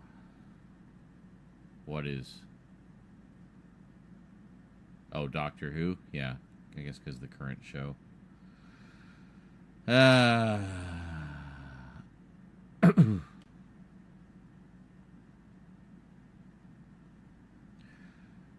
Well, I think it goes a little deeper than that, Hunter. It's not just agreeing to disagree. This isn't about ideological differences. This is about, you know... Well, I mean, look how many absolutely legitimate Canadian citizens were stopped, detained, and sometimes imprisoned while just trying to enter the United States. Like, the amount of xenophobia right now is ridiculous. So, they're not there because they don't feel safe. Simple as that. So, I mean, that's nothing to do with it. That's just the situation right now. So, that's that. Used to watch Skyrim, but I need to start episode 1 as it's been too long. I mean, the idea with those, you can jump in anywhere. You can always go back later and watch old episodes if you want, but, you know. Every time we try doing what gets views, it turns into doing what you want, which is fine, but have to focus on angle. What are you talking about? You make it sound like I'm my own obstacle when you word it like that.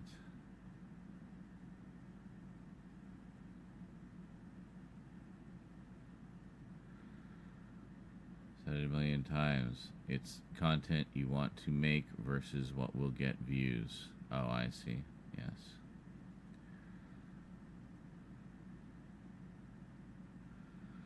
But, you know...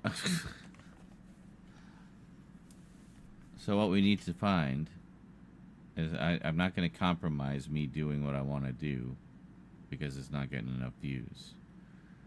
I want to tailor what I do so that it's still what I want to do, but also gets views. So what we need to do is not stop doing one thing and start doing the other. What we need to do is find the happy compromise between them, where they can mesh together, you see. Did we get to 30 in the D's in the beginning? Oh, Dark Shadows itself, because Amazon splits them. In the beginning, yes, we got to episode number 30.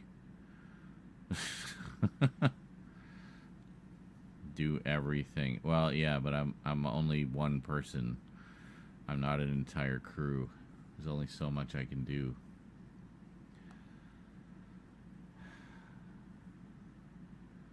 But yeah, we got exactly to episode 30. We did 15 one week, 15 the next week, and that's where we stopped. We didn't get back. So the next episode will be number 31.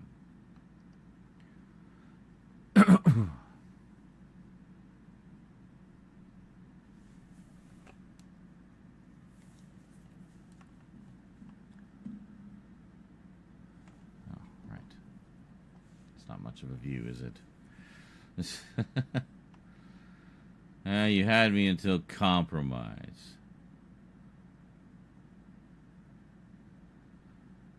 Why? Why is that bad? Why should I compromise what I want to do? Why can't I find a way to do that that also gets views? That's the point. So, Jesus. Yeah, go get some sleep, Hunter. That sounds exhausting.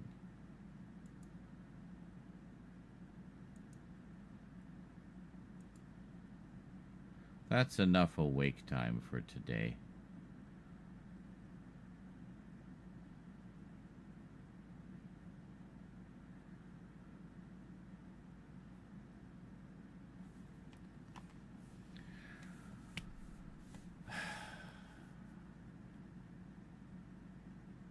Fine-tune how I edit. So great. Add even more complexity to the process, thus increasing production time exponentially.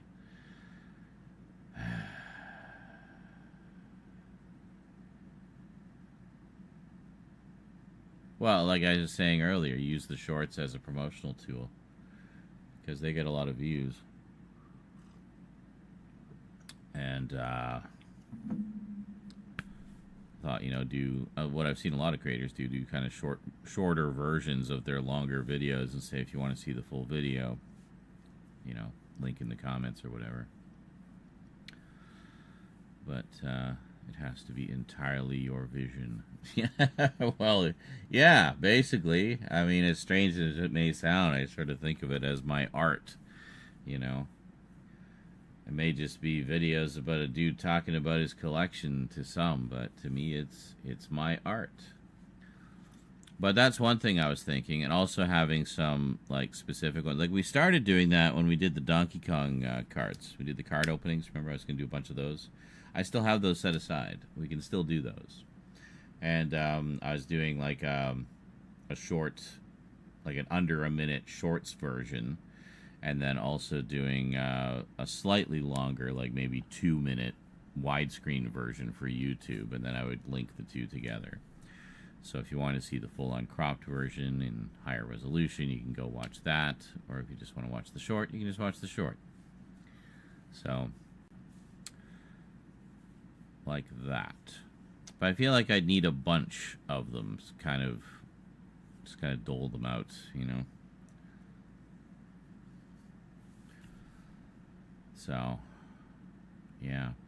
And that was kind of what the idea was with the clips, like putting the clips into the shorts rotations and whatnot, was to just try to draw people to the streams, draw people to the channel. So, but I don't know. I mean, it just seems to draw douchebag kids to the comment sections of my Fortnite clips telling me how much I suck. Fuck off, kid. Your mommy's calling. Respect your elders.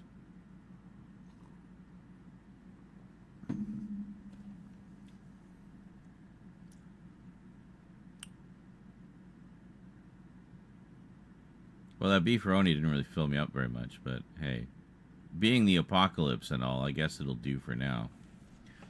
Kids are kids, and by that you mean assholes? Yes, I agree. They are.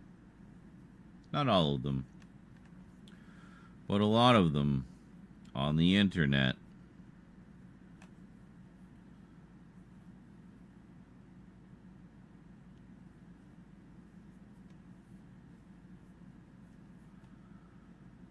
Hey everyone, support the stream right here. Remember, content creators like Z literally live off their tips. Every little bit helps. Thanks. It's true. I'm like a waiter, and I serve you content. But the wage I am paid, i.e. the ad revenue I get from these streams and videos, is a pittance. So we are very much reliant on tips from viewers like yourselves in order to put beefaroni in our bowl. Thank you.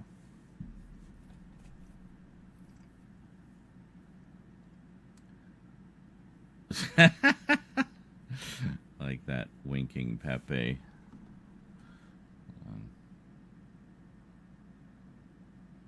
There we go. Yeah, very nice. I like that. I like it. I like it a lot.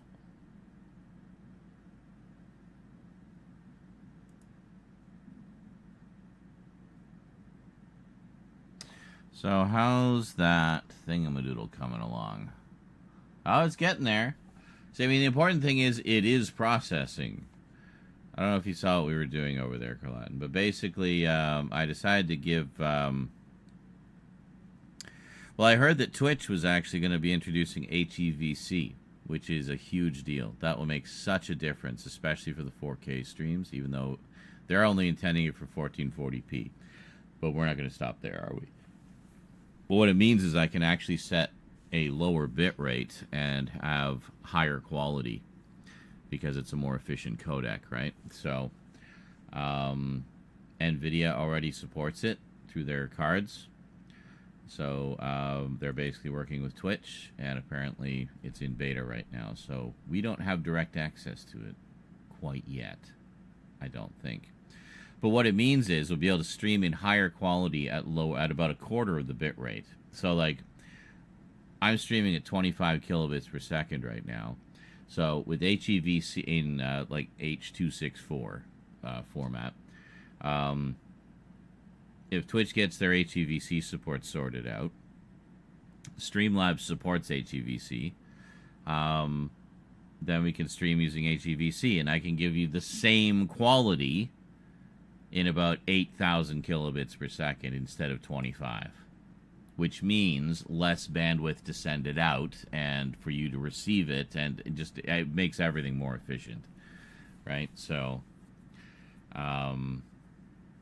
yeah, so that'd be pretty cool, I think, and I think that would solve a lot of our playback problems. I did take a dig through the settings tonight to see if that was already available, and I did not see the option available, so I guess we just got to wait a little bit, but I'll keep checking on that because I think that would definitely make a difference, and I certainly have the GPU power for it. So yeah, pretty cool. So anyway, that got me thinking about HEVC. So we popped over to the gaming PC to take a look at what game footage was there that we might want to edit. And I saw my streams of the Thing remastered, and it's like, oh yeah, I ran those through Handbrake a little while ago, turned them into MP4s, but MP4s with H.264, and they resulted in some rather large-sized files. I mean, a stream that was 18 gigabytes originally clocked in at about 43 after being run through Handbrake at full quality. So I thought, well, what if I use HEVC? How will that impact the file size? I would expect it would be considerably smaller, maybe even smaller than the original stream. So, again, encoding at full quality, using HEVC this time, going straight off the original stream. Yeah, we'll see. We'll see what happens. So, partly because disk space is a little more of a concern on the gaming PC because it wasn't made for high storage. Like, I didn't design it for high storage, so it only has really the one 8 terabyte drive, 4 terabyte. It might actually only be a 4 terabyte drive for games, and then it has the 2 terabyte system drive, and that's it. So I have to make use of the available space on those, right? So this is a way for me to download the streams. I have to convert them anyway, but download the streams and then convert them into a format that Vegas likes. This would allow me to do that, but also not use up so much disk space. So using like a quarter of the disk space, you know, for the same quality and the same amount of footage when you're short on space. Yes, that is good. I've already had to delete so much porn just to make room for these game streams. And, you know, come on.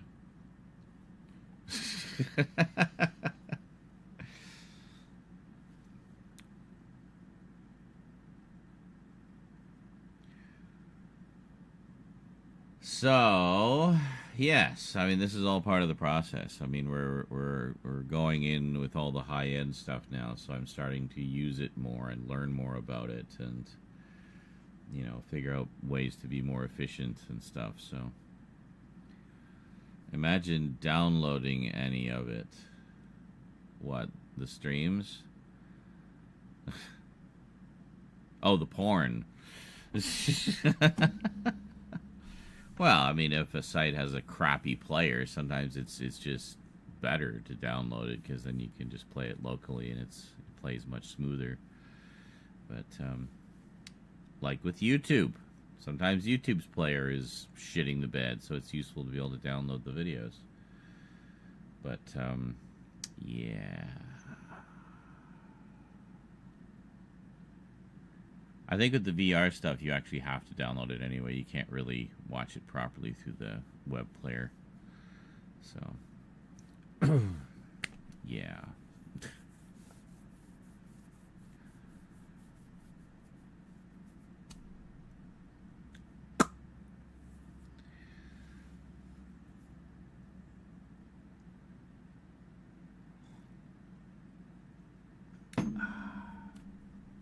I'm sure many have tried. Yes. Oh, you can try, and I think that there are plugins where it'll work with certain headsets, but not all of them. Just download it. Just download them. It's so much easier.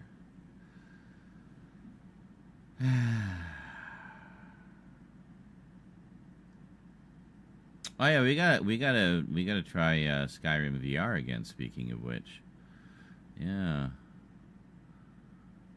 Yeah, because we thought we might have found a solution to why it wasn't working. I'll have to find that solution again. I vaguely remember what it was, and it's to do with where you launch the game from. So I think it's like if you launch it through a virtual desktop within the Vive environment, then it will let you work. Then the controls will work properly. But if you load it through, like, directly through Steam, then it doesn't, or something stupid like that. So, yeah. So anyway, I think there's a solution there, which would definitely be worth checking out. Because, I would very much like to live in that world for a while. I feel it would be a very nice escape to just VR into Skyrim,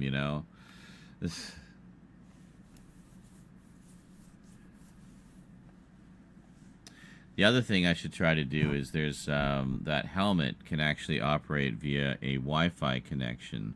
So you can have both the helmet and the controllers be wireless, which is pretty cool. Now, the built-in battery pack only lasts, I don't know, a couple hours, I think. But, and there's no point to leaving it plugged in because it doesn't take power when it's plugged in, like when you're using it. It only takes power when it's off and plugged in. Which is just silly to me. But, see, that's the one difference with the PSVR is it's hardwired, so you can run for as long as your controllers last. And the controllers last a fair amount of time, as I recall. So, yeah. Rose likes to do her Beat Saber game as her exercise routine. So she'll play like an hour of that in the morning, and then that'll be her exercise. Which, there's a logic to that. Makes sense.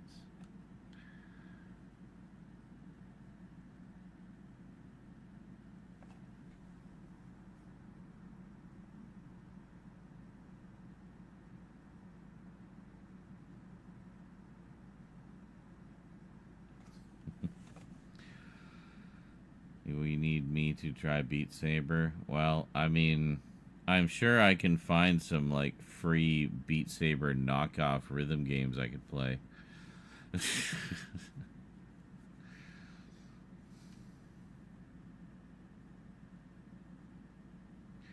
I don't know if I have enough space to be flailing about playing that game. It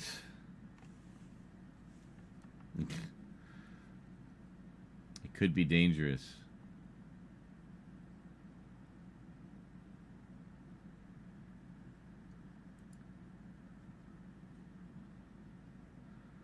Dan Garoos.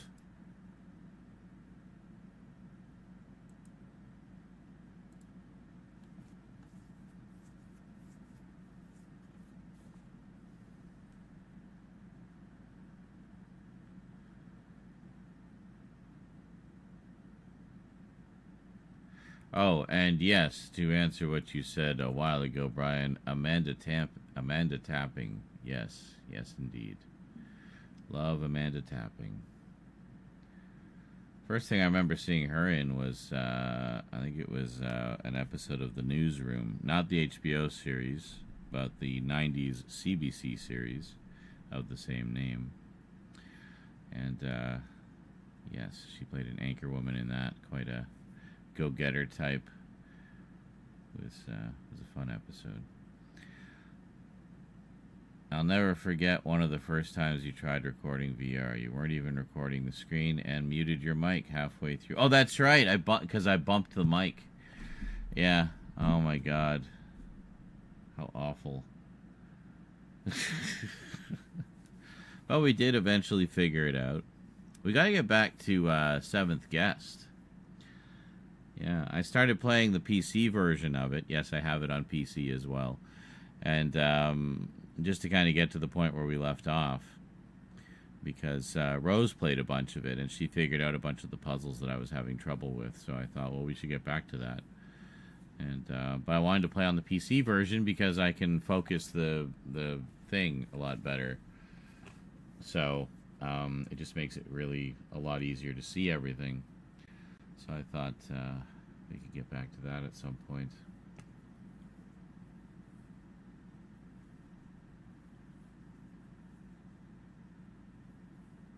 What's funny is when I replayed it on PC, you know that fucking cake puzzle right at the beginning? I did it on the first try.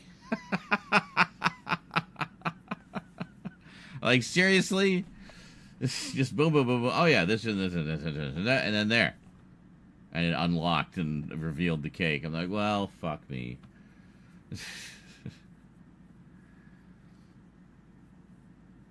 So, yeah. I thought that was an incredible update of the Seventh Guest, by the way. Like, bravo to the team that put that together. Like, what a great idea. And I love how it's basically the same story as the first one, but it like really just puts you in the middle of it all, you know? Like, it's great. Like how you can walk up to the ghosts, you can like walk around them and stuff, and yeah, it's just really neat being able to just kind of exist in that world, you know?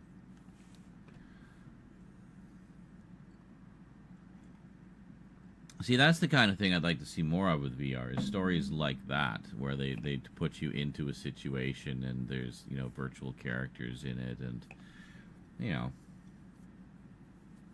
I mean, I guess there are kind of things like that, but most of them seem to be more just action-oriented or experiences, you know? So, I don't know. Those roller coasters were fun. I enjoyed those. That was another thing I always wanted to have VR for, was to have virtual roller coasters. Because I knew, like, you know, in the computer, you can have the roller coasters be as crazy and just mind-blowing as you want. And there was some pretty cool ones in that one thing we go. Is it? I forget what it was. Anyway, that roller coaster is one that we were playing around with quite a bit. They had some pretty neat ones. And I like how just for some reason the lobby for the VR is SpongeBob. I've never quite understood why, but it was neat to see SpongeBob and the gang there. Silent Hill VR. Yeah, I don't think there is one. Not yet. Maybe there is.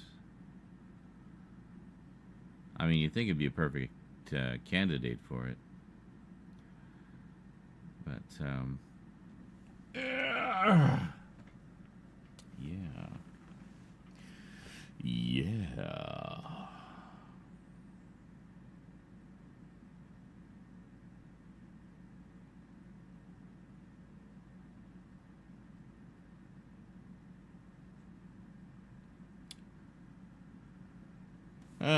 How's that coming along? There, the effort of pushing a button. What does it say? It's up to 73%, almost 74. Excellent. How much time is left? 25 minutes, roughly. Okay. Good.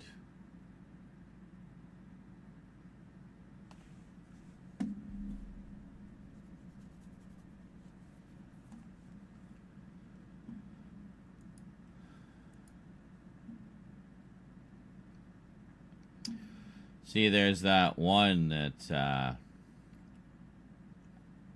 there's that one emote in Fortnite that's very much inspired by Beat Saber, but it's like beat paddles instead.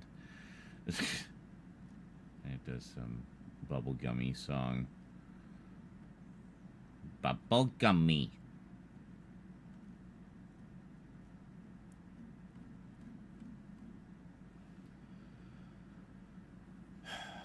We got 1 day left on the Dono Goal, guys. It's been pretty quiet this month. What's going on? What's going on? We're not even at hold on there.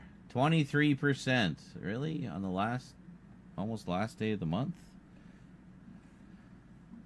Wow. I feel like we can do better than that. We have done better than that. So what are we doing? Are we doing Mega Marathon Madness this weekend? That seemed to go well last month.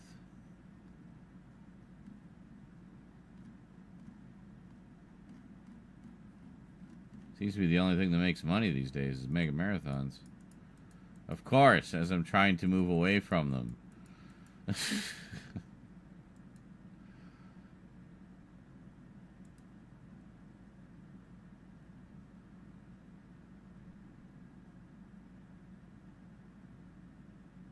All right, well, I'll let that question linger in the air, and while you all mull it over, and you know, maybe let me know, and then I'll come back after the break. Hey, greetings, Star Who's. Sup, Sean just got off watching Ultraman and recently watched your recent videos and loved it. Well, thank you very much. Appreciate that. I'm glad folks are enjoying the new vids. Lots more to come. You just broke? What do you mean you just broke? Did the stream break?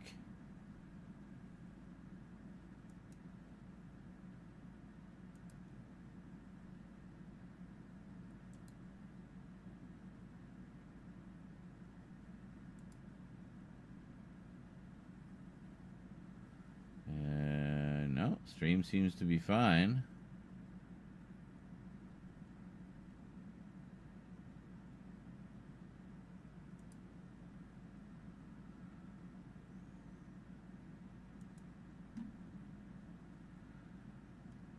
I think it was a joke of some kind.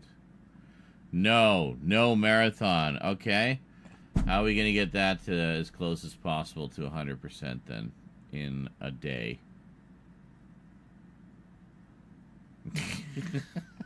That's the thing.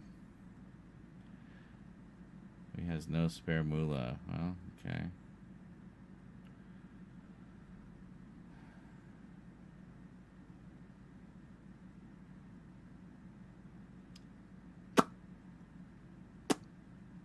Stream is just fine. Yeah. No, I wasn't worried about the YouTube side. It's just the Twitch side seems to have been a little unstable lately for some reason.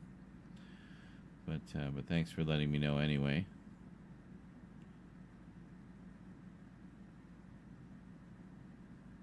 Beg in the streets, sell your blood. Yeah.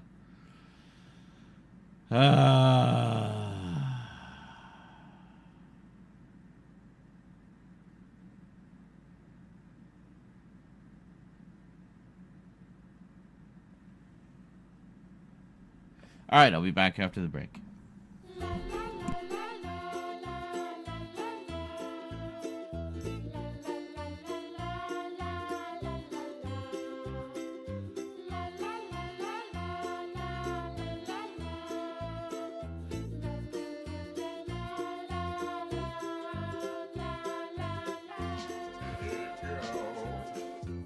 Let it go, let it go. Thank you, Ray Romano, for that lovely rendition of Let It Go.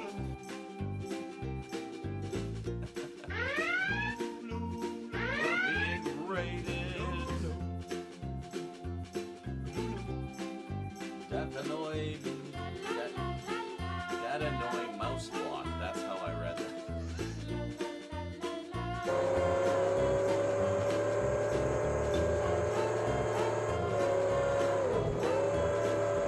Oh, we be booking.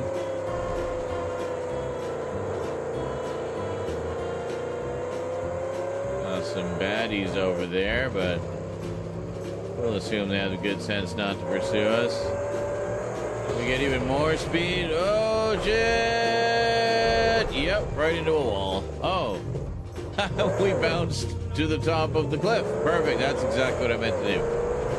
So that I could then launch off of it again in epic fashion. Oh.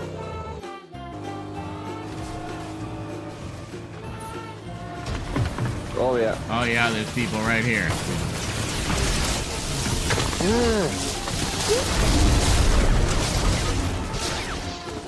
Well, I got destroyed. Me too. It's all up to you, Gerald. Nice! Nice! Res. Bit of a suntan from it. It's 2,800 lumens, by the way.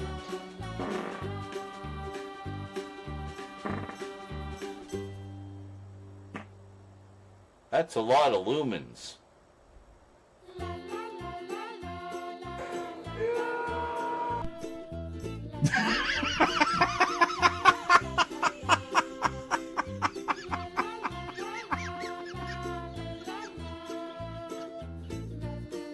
It's like he was screaming from the far.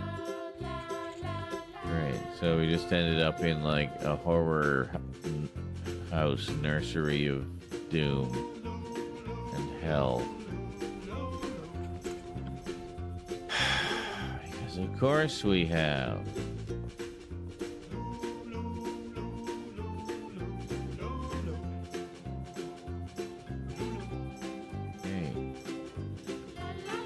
Rubber ducky, you're my friend.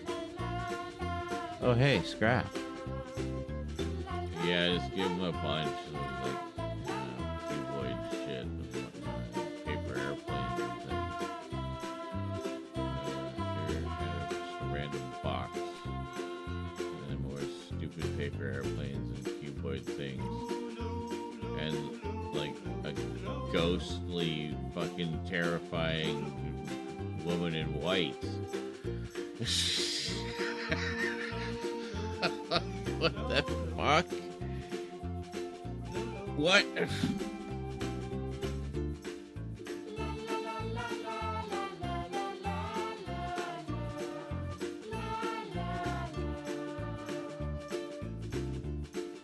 And that's where, right where we ran out of time. Stop. Eventually, I just had to ban it entirely to make, and of course, we can't take the car in. No, you can't fudge it. It just will not let you go in there. Man, this clip thing, it's random, but it sure loves this clip. The clip thingy loves fudge, I guess. I thought, we'll try it. Clip thingy loves fudge.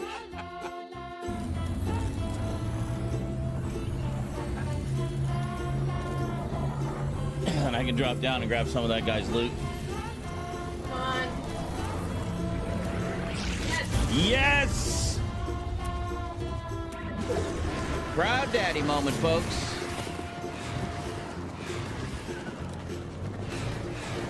Stop asking me a million questions. Just install the fucking thing. Go, go, go, go, go.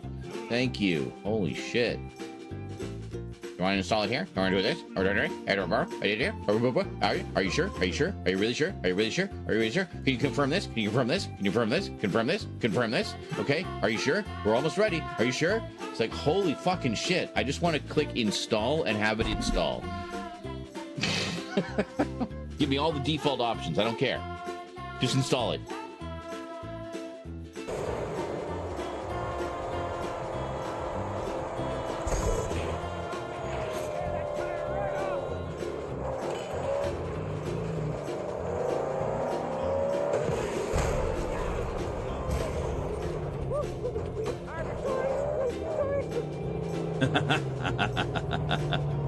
That was satisfying.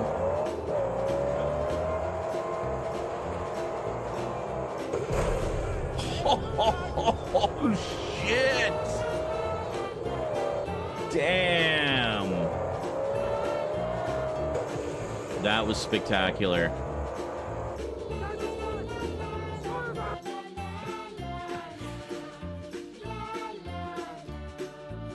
It's 44.1.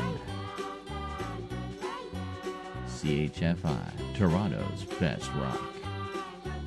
For easy listening, and women specifically. Yeah. Now, Barry White, followed by Barry Manilow, and then Barry Gibb.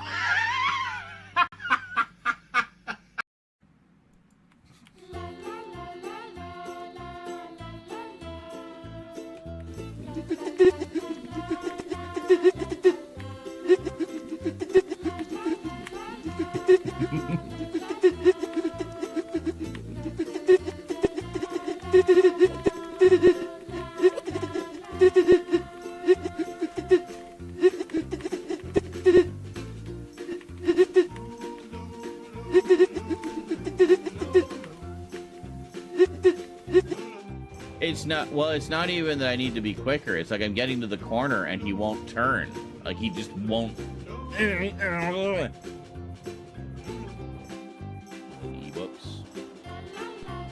Ebooks. Ebooks. Ebooks. I prefer physical books because I don't like having shelf space.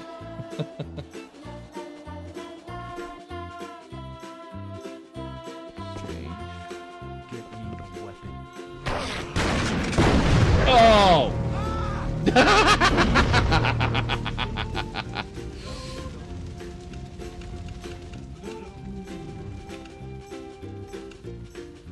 Uh-huh.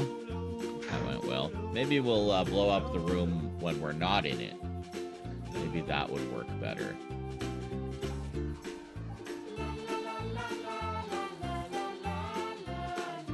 Pretty much be guaranteed you'll find me right at the end. So just go until you hit the end and you should find me there. Everybody wants to be at the top with the A's. They want to all name themselves Aaron Aardvark, so they'll appear right at the top. And just to be safe, Aaron Aardvark 001, so they'll appear right at the top. And no, motherfuckers, I think in the opposite direction. Z. Go right to the end, because nobody wants to be there. But you know what? It's just as easy to find as A. Just takes one extra step. So, do I want a bunch of people who are just going to crap out at A and call it a day there? Or do I want the people who will do that one extra step to find me? You know, to see what's in the Z section. Yeah. Those are my people. Z people. Back in Daxter. Right. Is it 5 bonus hours? I think it's 5 bonus hours, yeah. Yeah, that's right, yeah, because we had 4 from, and then we had more from and then contributed a few bucks.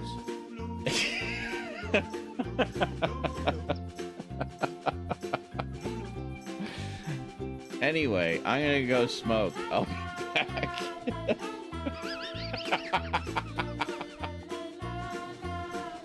I honestly don't know what's causing it, because that, I guess. Yeah, there's... Oh, actually, hold on. Well, fuck me. How did cat puke get on the camera? God, just cats puking everywhere. I thought it was lens flare because it disappeared when I would move. No, it was definitely some spooge on the camera. Alright, well, thank you for the dono to inform my stupid idiot ass that there's been a piece of cat vomit impeding your view for the past 2 hours.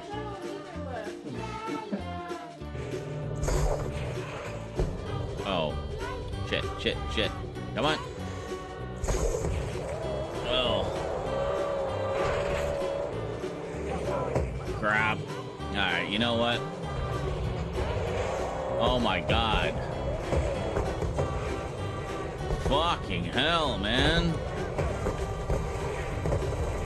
Jesus Christ.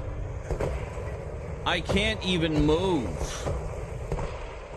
I can't even move. I'm just getting bombed into oblivion.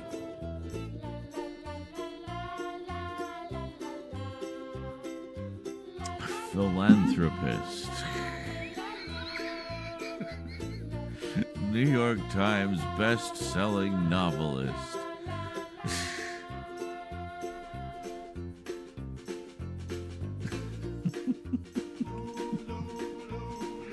Ow. Anita Lork. A tick of health here. Anita Lork.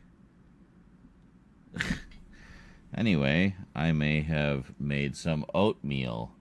I like to make oatmeal roughly the consistency of cookie dough. I just kind of wanted something sweet, and we don't really have anything other than oatmeal.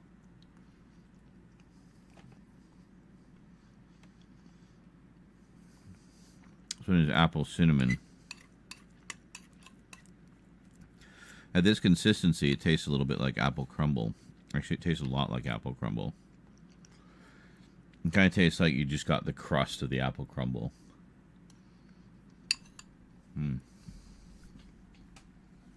It's good.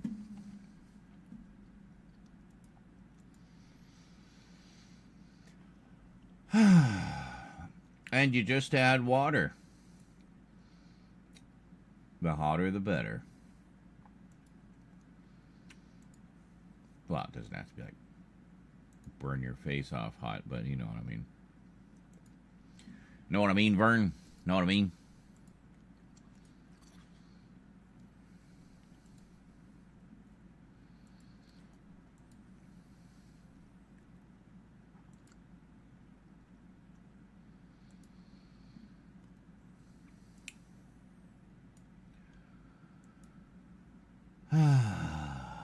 Okay, so I just adjusted the desktop like in the same way I would adjust my crotch so that it sits more comfortably in my pants. But in this case, the desktop. No, and I see we've lost it again. Hold on.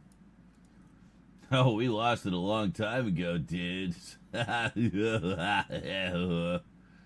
go. So, just moving the YouTube chat over. I was just going back to the extended display, you see. So we could bring up Vegas. Something. We'll see what we got. So what I'm thinking is I'd kind of like to finish editing all the stuff that we filmed since we've come so far with it. even though most of it is I think all of the rest of it actually is just Doctor Who and related stuff. And then there's also the other 6 boxes of my mum's. I only edited the first one, so that one's actually kind of a bittersweet video too. There's a lot of cat shenanigans in it. So like, I'm trying to be all serious, and they just keep like interfering.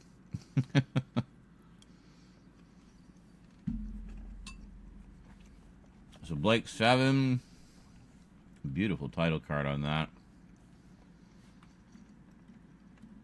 That one is done and already scheduled. It will be up next week.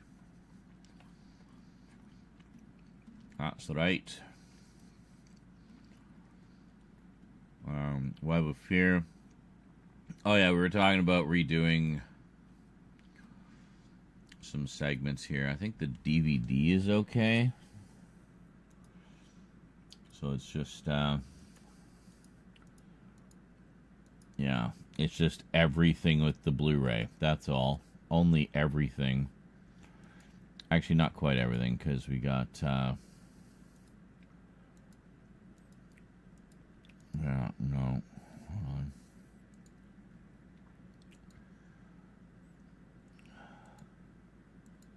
Ah, and then we're in focus. So, okay, so everything, it's like a minute or so. From, here, I think, to like here, something like that. Yeah, right. So 3 minutes, about 3 minutes. Then Underwater Menace, we got this whole segment. Basically have to redo the whole closer look, part of the closer look, which is almost 10 minutes. Oh my god. The DVD part is okay, though. So, great.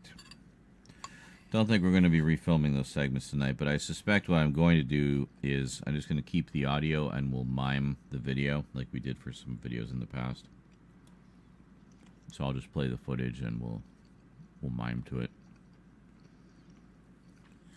Oh, actually, no, because we realized once we get to this part,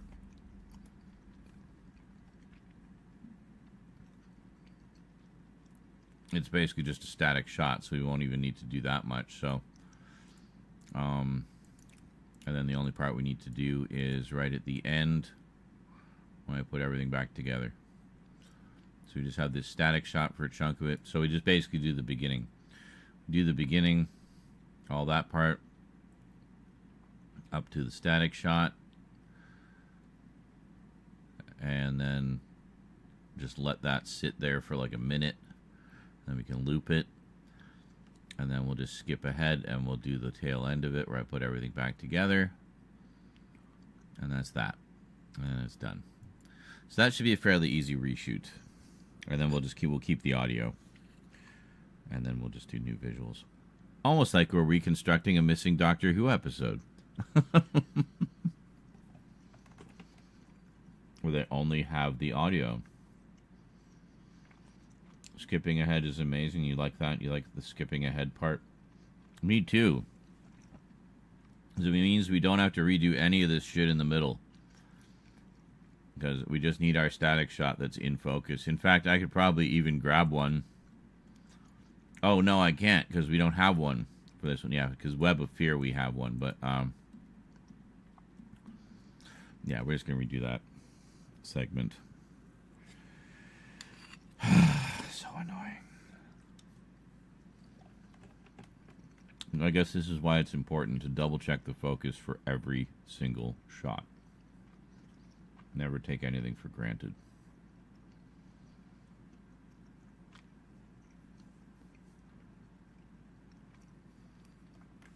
Because sometimes you can't fix it in post. You need to reshoot it, and you're just making more work for yourself. You couldn't take those few seconds to check the focus.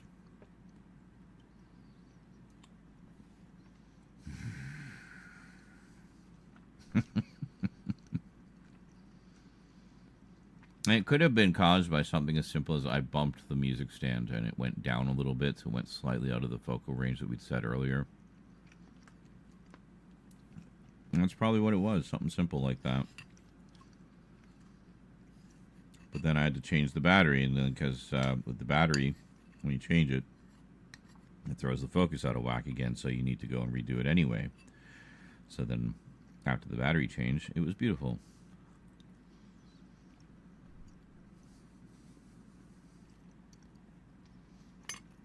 One of my video game overviews was like that. I think the card fell. Did the card fill up, or?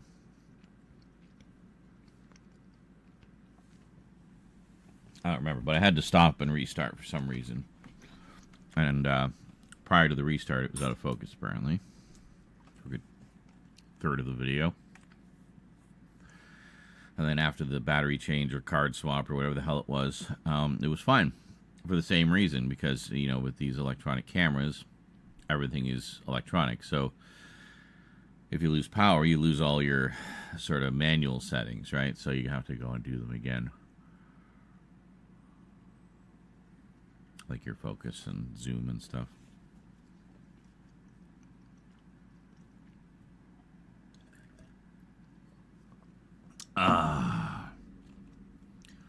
But sometimes I get in the mindset, it's like, well, I'm not changing the position of anything. We're doing everything from the same position. The camera's in the same place. Objects are in the same place.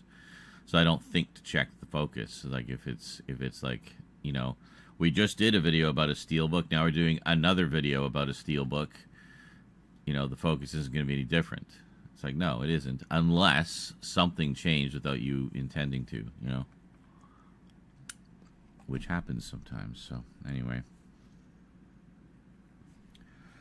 Never take anything for granted with your filming.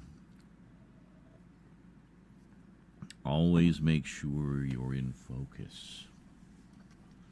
Focus, young Skywalker. Focus your anger.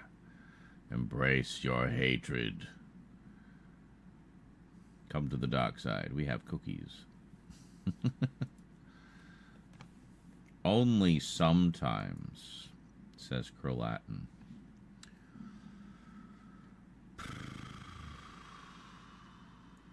What's this one? Why do we have so many pictures over here? Oh, I have like insert shots that we never even used.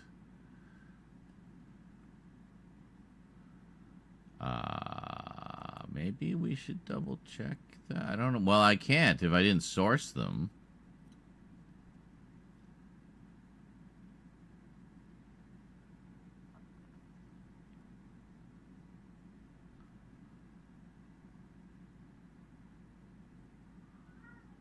Meow. Oh, shush. People are sleeping.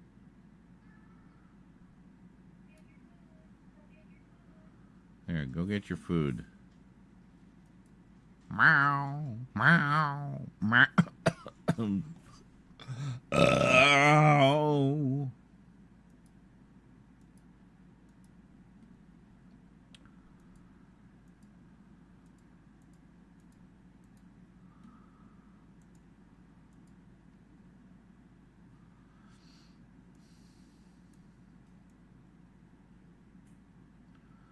Okay.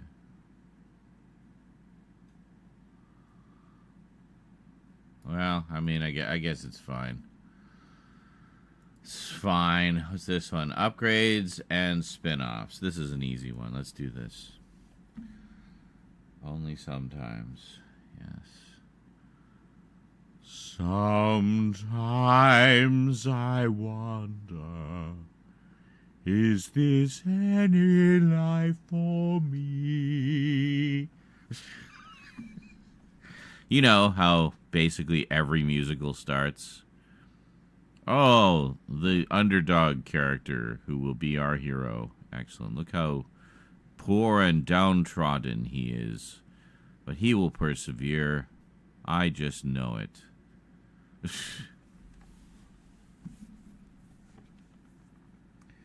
Evil delivery service. Oh, Every, sorry. Recently delivered a parcel but directly to my address, and left it outside somewhere that I don't recognize, because clearly not my front door. No surprise, parcel missing. Yeah, great. Wonderful. Well, that's annoying. I hate it when that happens. It's like when Berman Art tried to send me a package from the UK and they sent it up the street to some random guy. It's like, yeah, this isn't Canada. Like, they didn't even try to get it out of the country. It's like, just give it to that guy. I'm sure he'll enjoy whatever it is.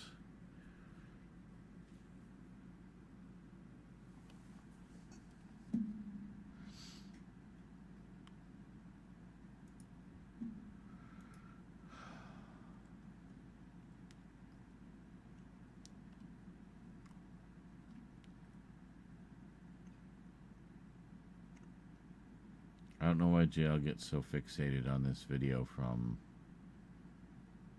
2012.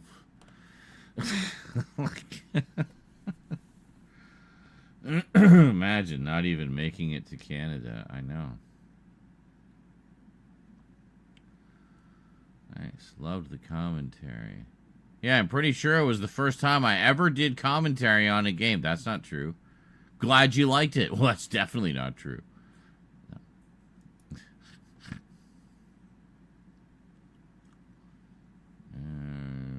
Okay, quite a playlist. Interesting. Marco Polo. Marco Polo. Marco Polo. Marco Polo.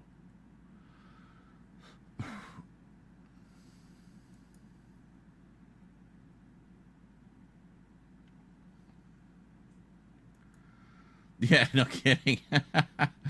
So it's kind of funny that each Delta Force movie at this moment downgrades from format to format as the series progresses. Delta Force 1 on 4K UHD.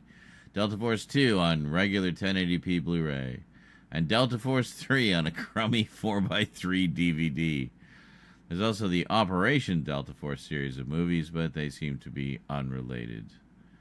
Yes. That is kind of funny how that works out, though. For Delta Force, as their missions got less and less important.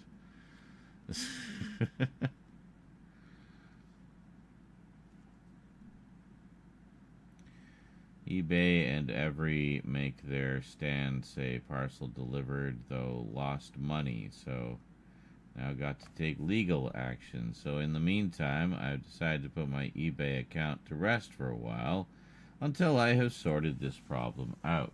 Fair enough. Well, that's annoying that you even have to go through that. And I'm back. Welcome back. I didn't know you left. I thought you were just lurking this whole time. What have I missed? Well, see, there's this thing called the VOD that you can always just scroll back and, you know, review what you missed at your leisure. So, there you go. Enjoy.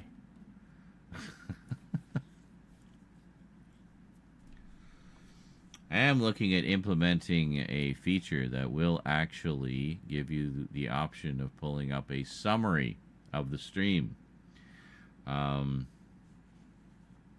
It's an AI feature. It basically just kind of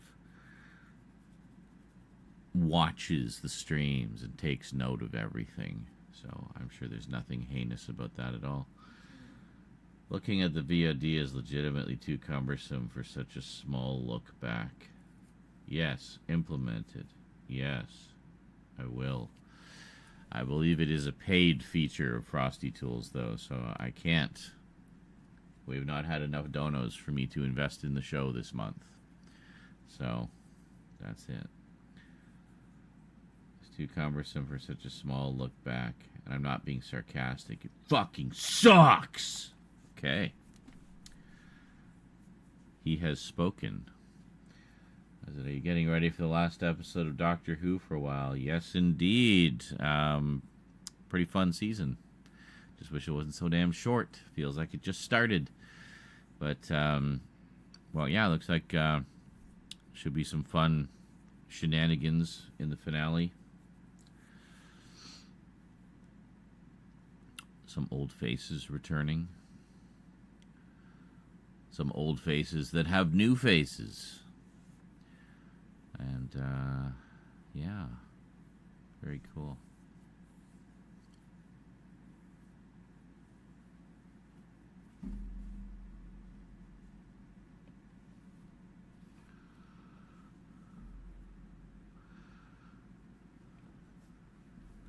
Yes, I wasn't sure when we were going to get the reveal on who Mrs. Flood was, but it was nice to see my guess was correct.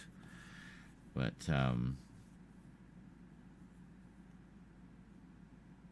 yeah, very fun. I look forward to seeing how it ends. Haven't seen any of the episodes yet. Planning to do a binge after today or tomorrow of the new season. All right, so no spoilers. No spoilers. I may have already said too much.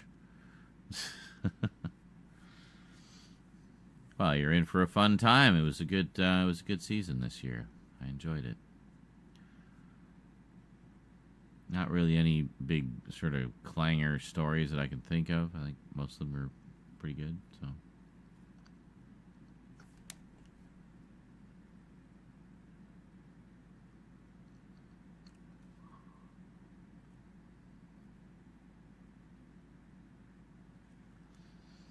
See, I didn't have any particular issues with last season. I don't know why people are complaining about it.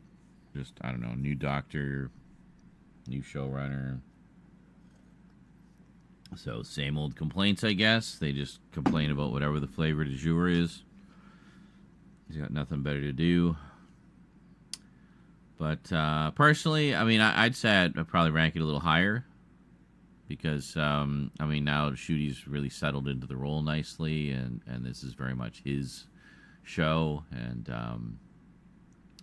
you know, really like Belinda Chandra, the new companion. I think she's great. Yeah, so she's great. Toymaker? Oh, Toymaker was great. Yeah, it was terrific. And this, they're still tying into that, by the way. The idea being, I think, the effect the Toymaker had on the Doctor's reality is, you know, far-reaching. So, you know. We haven't full-on seen the Toymaker return yet, alas. I really hope we do. Because and please let it be Neil Patrick Harris again, because he was so great in that role, and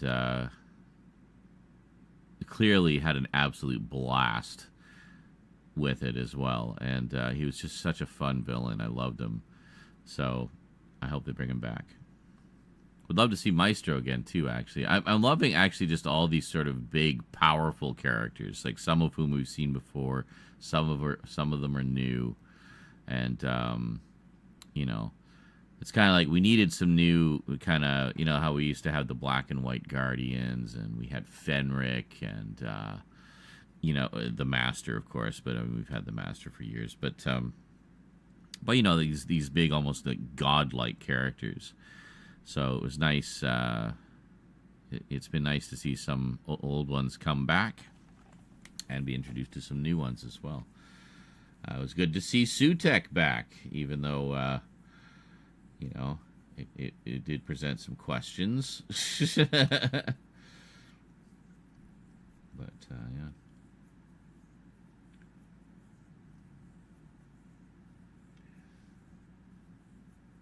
They made the gay from last year's Guy, not gay, Guy. The guy from last year's series a god, but somehow was defeated rather quickly. Guy, my phone changing my words. Well, I mean, to be fair, they only have 45 minutes to defeat the bad guys, so, you know.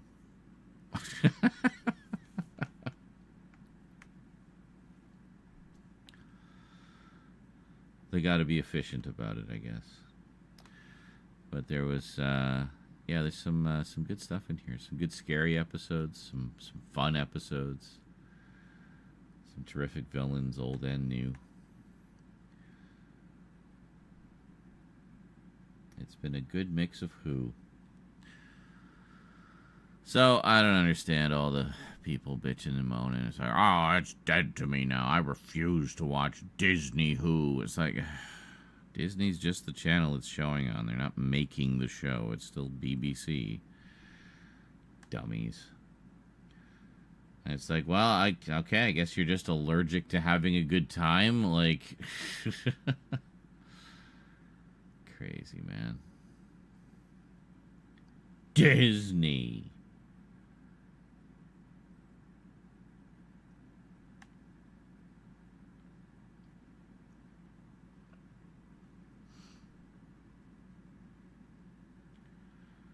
There's a room to make him last perhaps 2 seasons. Perhaps. But, I mean, they had other plans, I guess. So they just wanted to resolve that and move on to other things. I mean, I don't mind who we got in replacement, you know, for as far as having a big bad for them to deal with. Again, trying to avoid spoilers. But as long as they continue it, that's all that matters. Even if the deal falls through with Disney. Exactly.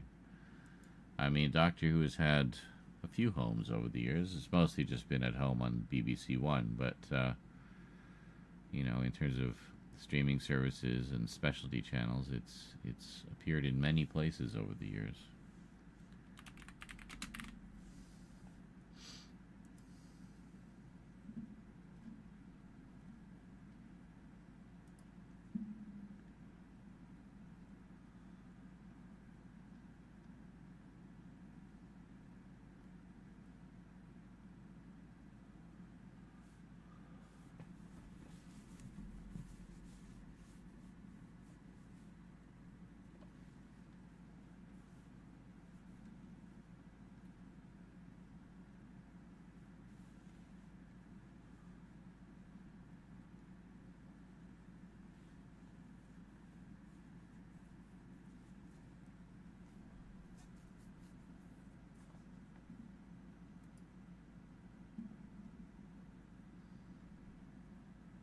Doodle-doo-doo-doo-doo-doo. Doodle-doo-doo-doo-doo-doo. Loo-loo-loo-loo-loo. Deloo. Deloo. Deloo.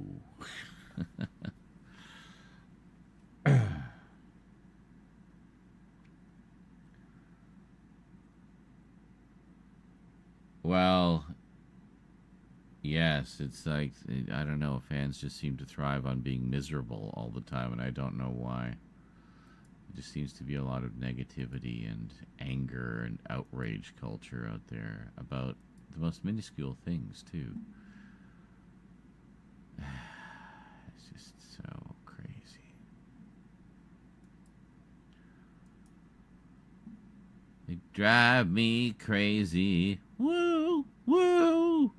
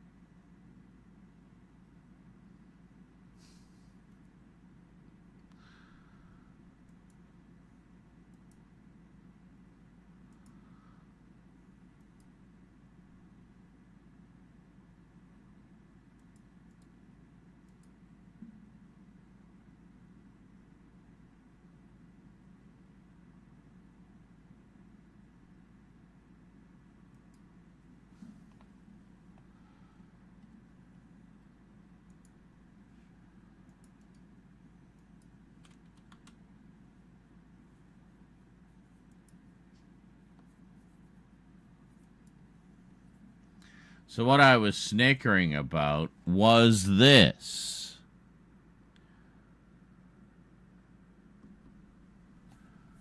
Okay, I have the nightcap and candle.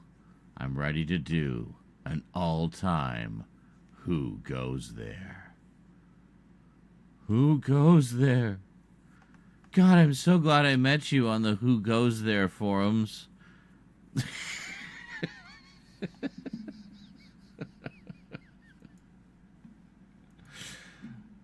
And that is the House of Decline on Blue Sky. There you go.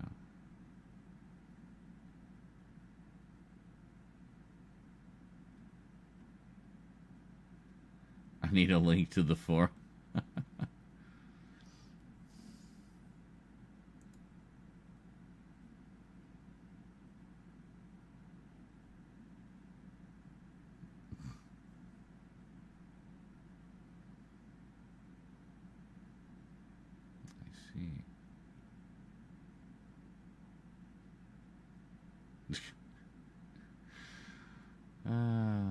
That's funny. Actually fucking happens. Oh wow, she doesn't usually like guys. Thank you for gendering me correctly, noble beast. You smell like my food. Very nice. I will follow this person. House of Decline. I'm always down for a little decline. 1999, the funniest thing you could do was have sex with a pie. Yep, that was peak humor, apparently.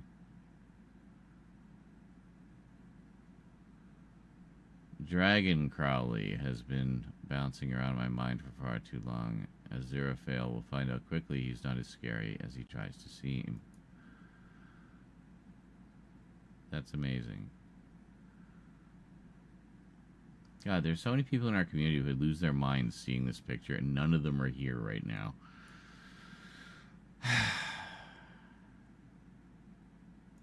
Well, I'll just post it on the Discord then. Like I did with the other one. I will put it...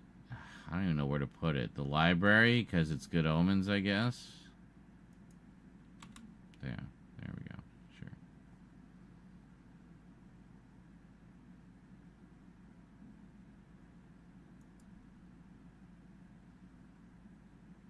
Could be art. Ha! Robocop. Robocop. On the wrestling. On the Raistlin. Yes, I keep looking for more comments.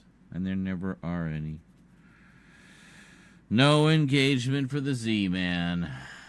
No engagement for you.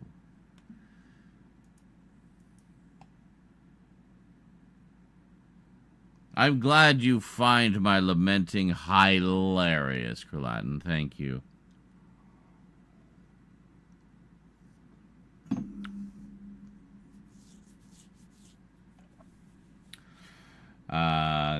Avon says people today have too much choice.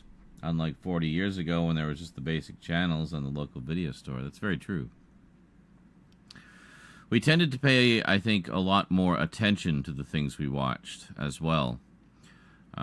Nowadays, it's almost like it's just fast food a lot of the time. Like, streaming shows just feel like fast food because they come and go so fast and they're so short.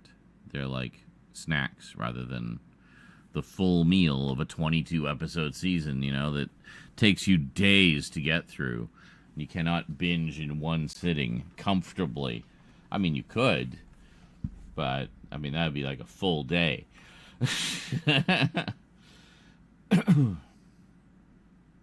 A full day.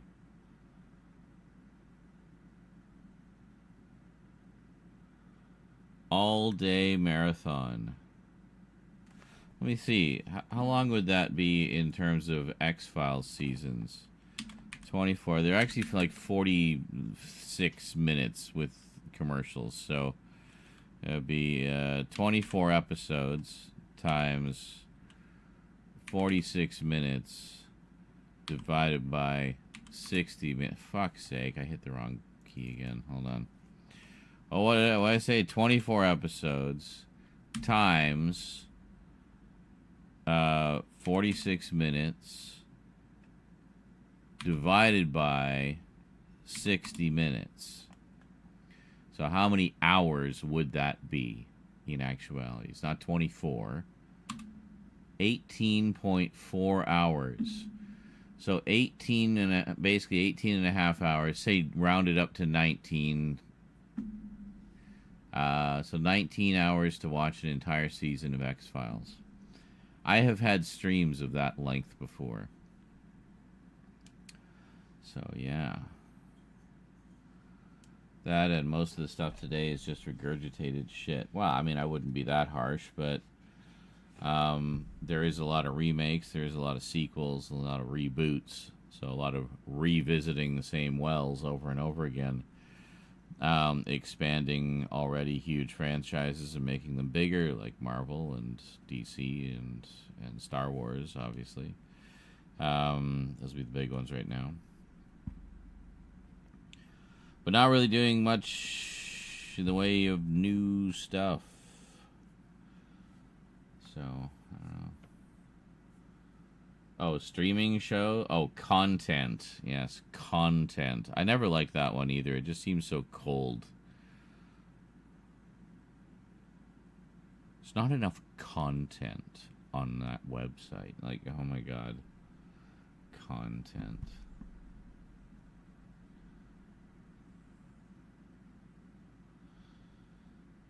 So, yeah, I don't like that, as people just don't appreciate what's created today. Well, I mean, I'd say that's pretty true, too. It does seem to be a lack of appreciation.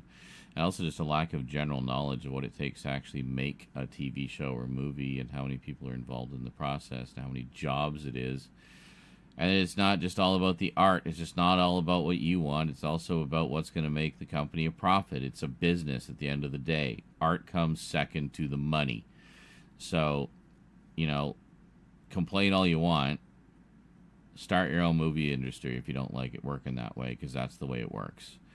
So, but the problem I have is people tossing around terms like bad writing, when really what they mean is, I didn't like how that story went. That doesn't mean it was badly written. It just means you did not like it. That is not the same thing. That doesn't mean it was badly written. It just means you didn't like it. It's okay to not like a story, but don't go blaming the story for you not liking it. Maybe you went in with expectations that could never possibly be met by any piece of entertainment ever. Or maybe it just wasn't your thing. You know, doesn't have to be a big reason for it. Not everybody likes everything. So then going on the internet and making endless videos complaining about that thing that you hated, and then, you know, rallying with other people who hated that thing. I don't understand why hate is such a rallying call, you know? So, yeah. But the thing is, when we do get some things that are original, like some of the recent horror movies we've got have been quite original. Terrifier is a callback to the old character killers of the 80s that we grew up with, but with some novel spins on it. Part of it being violent as hell. But we've had other ones like It Follows and Don't Breathe and Us and Get Out. Even the Purge movies, it's all pretty cool, pretty original stuff. The Babadook is another one. The Witch, The Lighthouse. There's been a bunch, of proper original, interesting horror movies. But people bitch and moan there isn't enough originality. Then they get some, and then they bitch and moan. They say, "Well, not like that." Then go make your own horror movie, you fucking whiners. If you think you can do it better. Oh, The Acolyte was... The thing is, The Acolyte was good. It was a legitimately good show. It had a great cast, some great acting, some really interesting storylines developing. And, and now we'll basically never find out what happened. They were going to give us Darth Plagueis, for fuck's sake. We were finally going to learn the tale of Darth Plagueis the Wise. But the fucking toxic fans ruined it. Ruined it for everybody. They got to stop listening to the fans, honestly. Stop listening to them. At least stop listening to that toxic side. They need like some kind of social media wrangler or something on their team that can actually monitor the fan reactions to things and then weed out the grifters from the people with actual opinions. So the problem is the grifters are very loud, and they seem to be the ones that Disney listens to, and that's unfortunate.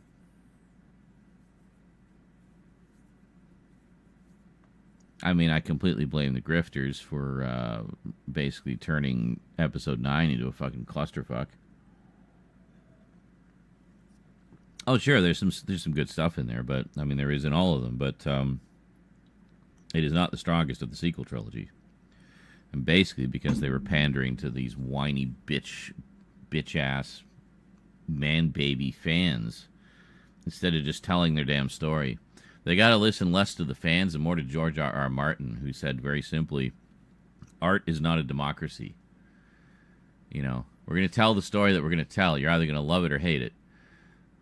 But, it's not up to us to make something that necessarily caters to everybody. Like, there's going to be people who don't like certain things. There's people who love the prequels. There's people who don't, There's a whole generation of kids now that are growing up with the sequel trilogy. Rey is their hero. Rey, Finn, Poe, BB-8. That's their Star Wars crew. That's their OG crew. That's their core memory. So these toxic fans got to just back the fuck off and let people enjoy Star Wars however they want. I'm really just sick of the grifters just being so miserable and just spreading their misery everywhere. But worse than that, profiting off it. So they are profiting off their misery, while here I am on the opposite side, for example, saying like, hey, positivity's better, folks. Isn't it more fun to focus on things you enjoy than things you hate? Yeah. Yet they've got money just rolling in hand over fist, and I'm sitting at 23% one day before the end of the month. So how does that math add up? Why does hate seem to profit so much more? Oh, I could sell out like that. I would kill it as one of those grifters. I would just kill it. Just turn hardcore right-wing grifter overnight. I would just be rolling in money in no time at all. I would be like on talk shows with Ben Shapiro, agreeing with him loudly because it brought in money. But I wouldn't do that because that's not the kind of person I am. So I much prefer to do what I'm doing and building the community that I'm building than selling out simply for the fast buck.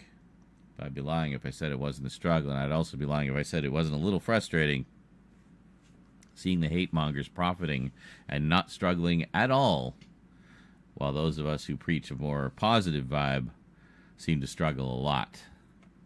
I just never understand that math. Maybe the suffering is part of the experience. I don't know. Listen, man, with your extensive knowledge of media, you really would make a killing. Yes.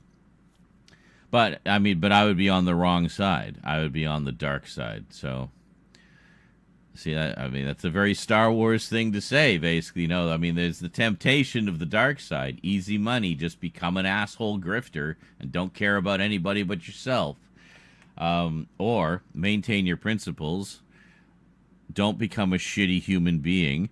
And just kind of stick to what you're doing, So, yeah, don't worry. I definitely... Well, I do like to walk the line on the dark side, not that part of it. That's the ugly part. I just like to walk the fun lines, have a good time. But, stuff that would make conservatives' toes curl, they wouldn't be able to handle it. But it's just Thursday for me.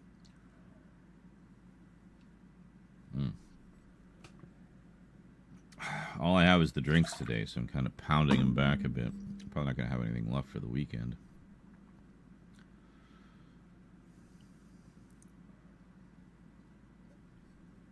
But yeah. Yeah, everyone seems to be brave, hiding behind their keyboard and putting masks on to hide themselves, to rant and complain why they don't like a show or film. Yeah, I know. Oh, yeah, Jupiter Ascending. See, that I need to sit down and watch the rest of that. I only watched a bit of it. But as soon as I saw, like, just even a few snippets of it, and I watched the trailer, I have the Blu-ray. I just haven't got around to it yet. I knew exactly what they were doing, and I thought, like, oh, this is brilliant. It's basically like an homage to movies like The Fifth Element and Stargate and stuff like that. They were kind of, you know, these kind of quirky sci-fi action adventure quest movies that were all the rage in the late 90s. And they're very much a specific vibe, and I felt like Jupiter Ascending was basically paying homage to that, and while at the same time just doing one of those movies. You know, it was one of those kind of quirky, you know, a little bit of humor and a little bit of, you know, offbeatness, sci-fi action adventure quest movies. You know, like, so I didn't get what everybody's problem was with it. I thought, what are you talking about? This is a great idea. But I don't know. I haven't seen the movie yet, so I can't tell. Maybe it was a great idea that was executed poorly. I mean, that happens sometimes, but, you know. There's also, the fuck was it? It was based on, like, a French graphic novel series. I think it was, well, actually, it was the one that Luc Besson wanted to do when he did The Fifth Element. But he couldn't get the rights at the time or something like that. Let me just see. Valerian, that's what it was, Valerian. I knew it was something like that. Yeah, Valerian and the City of 1,000 Planets. So, yeah, I mean, I thought this was all right. I need to watch it again. I've only seen it once, but I thought it had some cool ideas in it. It made me want to check out the original graphic novels. Yeah, Luc Besson, because this is what he originally wanted to do, because he was a fan of the comics, and he wasn't able to get the rights or something, so he did The Fifth Element, which was, you know, very inspired by Valerian and that sort of thing. But what's funny is Fifth Element kind of took on a life of its own as well, because everybody just found the characters so endearing and whatnot. But then eventually, years later, he was finally able to get the rights to do Valerian, so he did the real deal, and there it is. City of 1,000 Planets brought to life. Pretty crazy. Yeah, see, like, there's almost like so much stuff in here, like it's impossible to take it all in. Like, I definitely need to rewatch it. But yeah, I remember thinking it was pretty cool. And this also, like, very much had like a Fifth Element, Jupiter Ascending, you know, kind of vibe to it as well. Yeah, Herbie Hancock, yeah. Ethan Hawke, Clive Owen, Rihanna. Oh. Olivier Megaton. All right, cool. Rutger Hauer. Yeah, must have been one of his last movies. Yeah, 2017. That would have been around the same time as Blade Runner. 2049.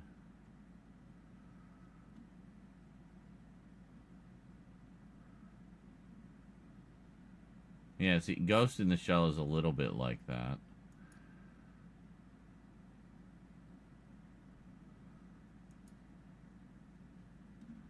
I don't know, if we go to,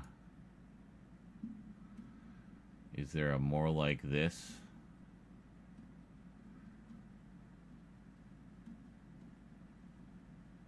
Yeah, here we are. Mortal Engines. John Carter. Yeah, I could see John Carter being along those lines. Ender's Game, somewhat, yeah. Kinda. Jupiter Ascending, of course. Warcraft. Alita, definitely. Elysium, I still need to see. Again, have the Blu-ray, haven't watched it yet. Valerian, obviously. Ready Player One, I'd say, is you know, kind of on the outskirts of that genre. Pacific Rim, I wouldn't say so. Lucy, I haven't seen.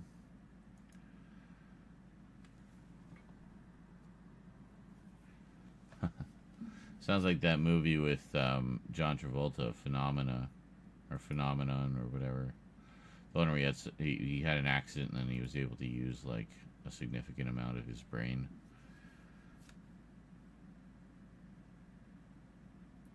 She could do with 100%. Yeah. Totally, man. Totally. Well, I might have to check that out at some point. I mean, it's ScarJo as well. I mean, anything with ScarJo, you know what I'm saying? Was it,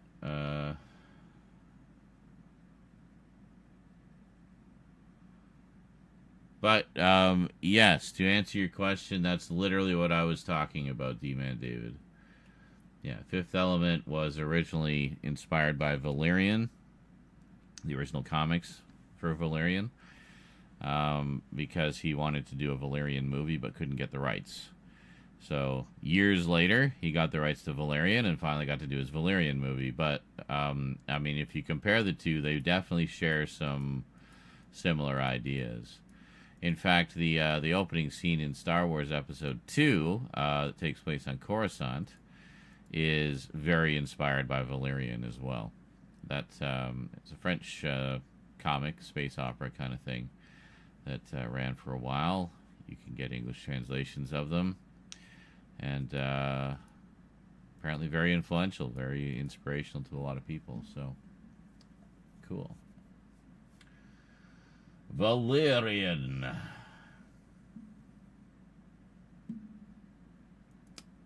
Yep. Anyway, I think we were going to do this one, right? Greetings, everyone, and welcome back. Well, first off... Okay. First off... Hey!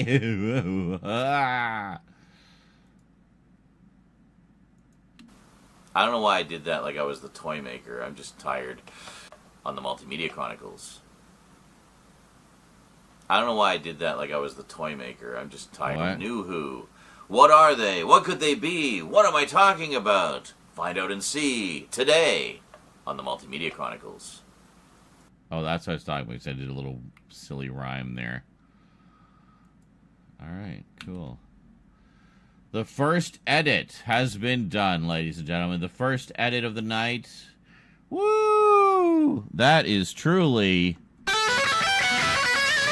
marvelous! That's right.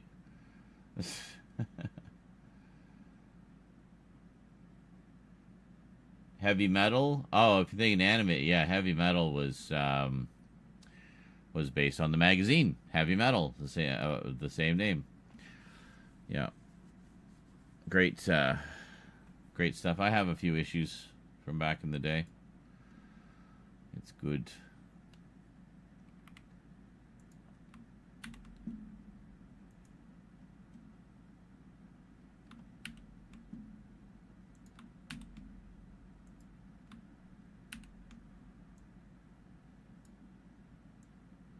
Just rearrange those back into chronological order.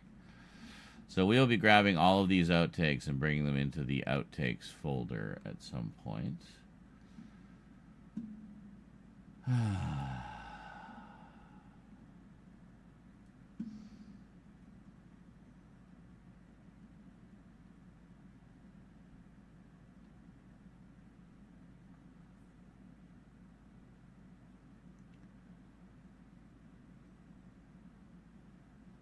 What am I looking for? Oh, the titles, right? They should be down here somewhere. There we go. Okay.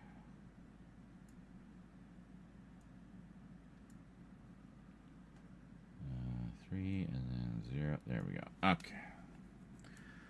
Okay. Yeah, Heavy Metal is great. I just picked up the 4K of that. I haven't watched it yet.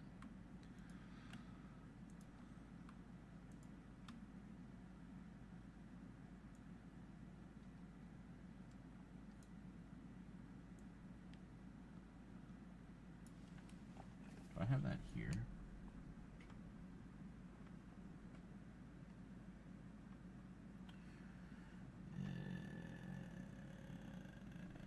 No, it's over there somewhere. It's alright. It's alright, love. It's alright. Greetings, everyone, and welcome to a special Timey-Wimey Tuesday Blu-ray update. Today I've got some interesting ones, some spin-offs of Who Old and New, and an upgrade for a little something from New Who. What are they? What could they be? What am I talking about? Find out and see today on the Multimedia Chronicles.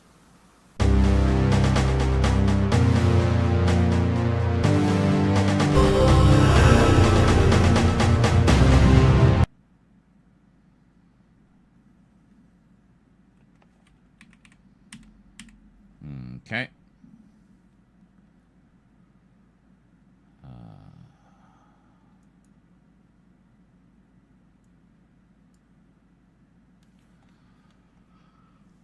What were the upgrades and stuff? And yeah, we got Torchwood. We got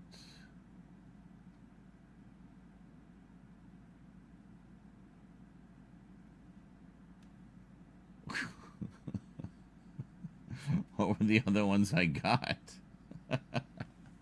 I don't remember. I need to know what they... Oh, well, okay.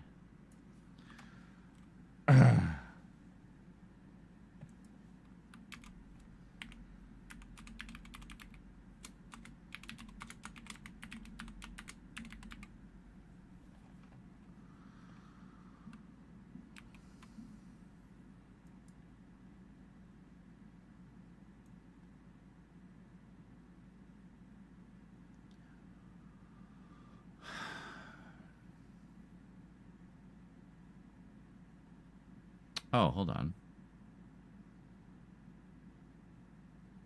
But it's not the tube. It's not the tube logo.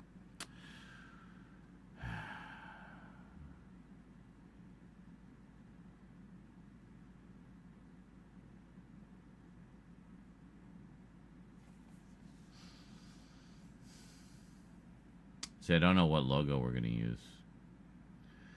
Well, I'll just throw this into Futura for now.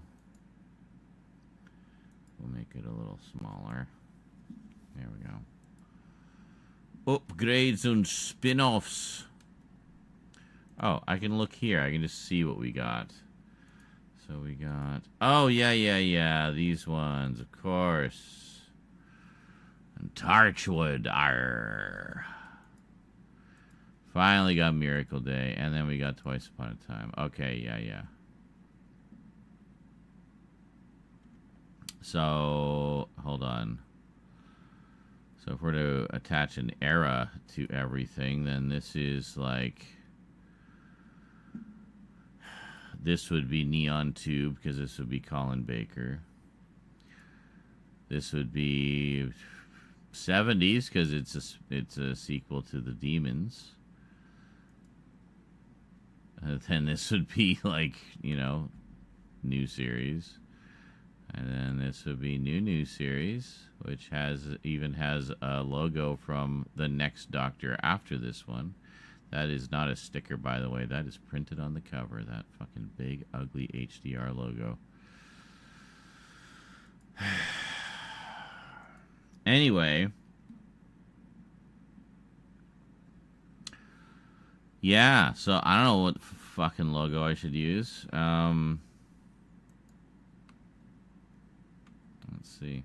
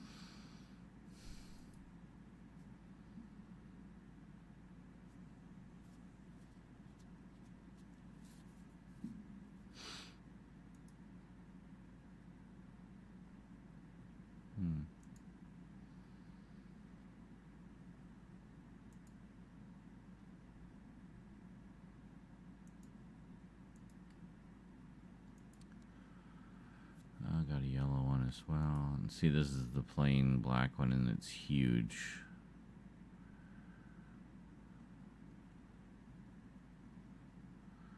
Why does this one not appear to be working properly? Hold on a second here. Oh, well, isn't that interesting? It's actually reversed.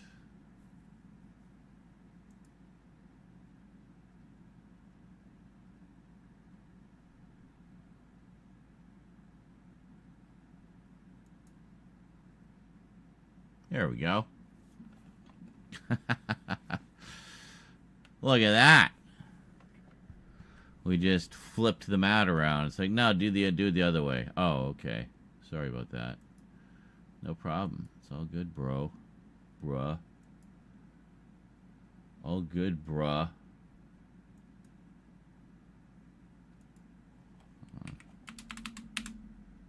There. There we go. Alright.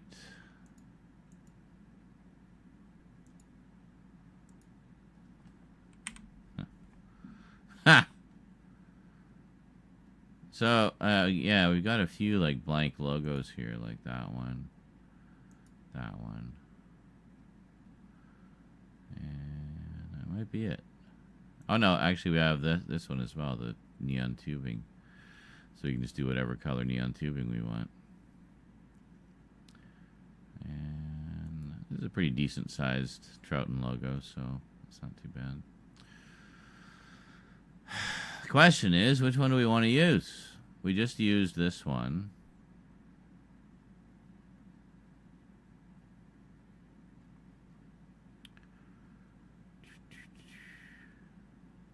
We have used this one a few times.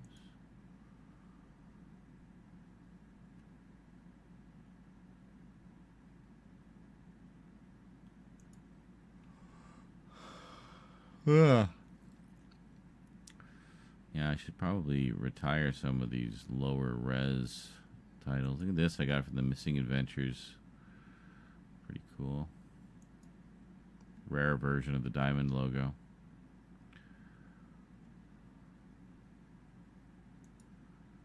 I don't know why it's not showing that. It's just weird. Well, there it is. I don't know, man. There we go.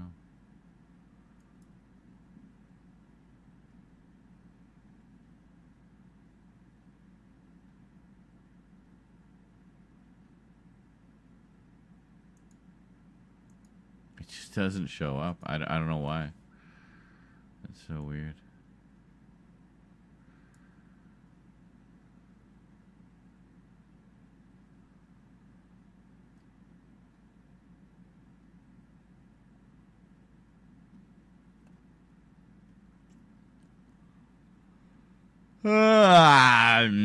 I mean, I guess, actually, since it's old and new, we could use this, which is like a new version of the old logo, right? So, there we go. Problem solved. Except for the placement.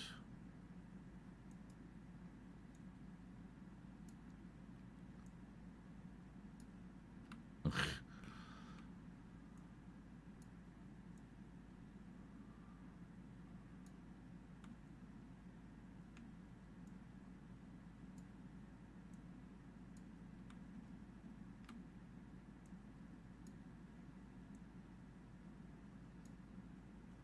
Well, that's great. That's beautiful, but I might not even have one that will go to the correct placement. Yeah, this is doing these ones. Yeah, we don't even have one that will go to the correct placement. So, let's go here. We'll just drop another video track in there, because what's a few more video tracks between friends, right? And there we go. So first things first.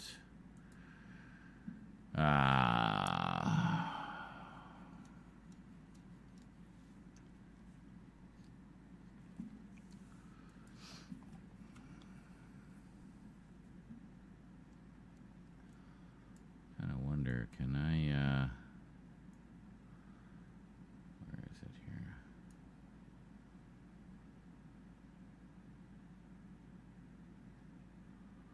Oh.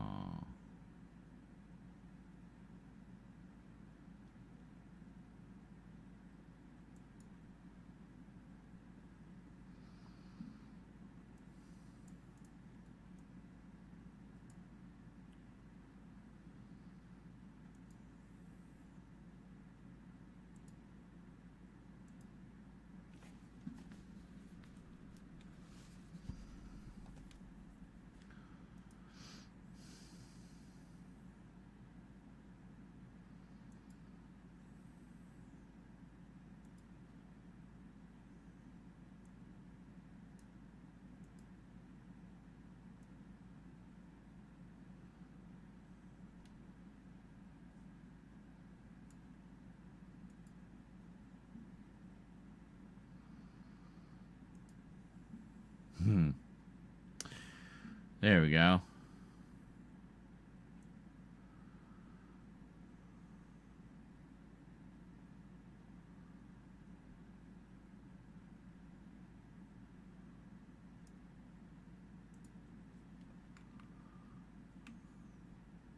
Rather than put it underneath, we'll put it to the side. That's a little better.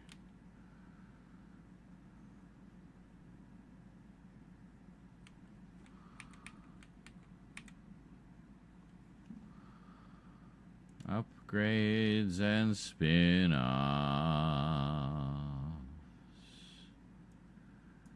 Yeah. There we go.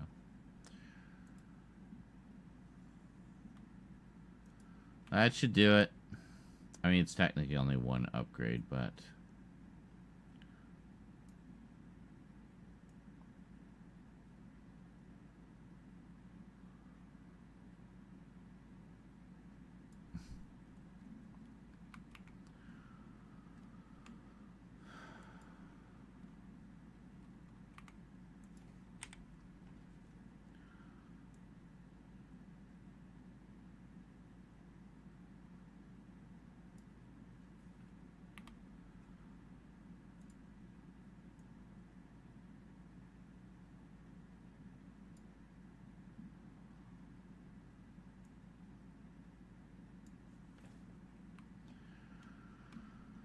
All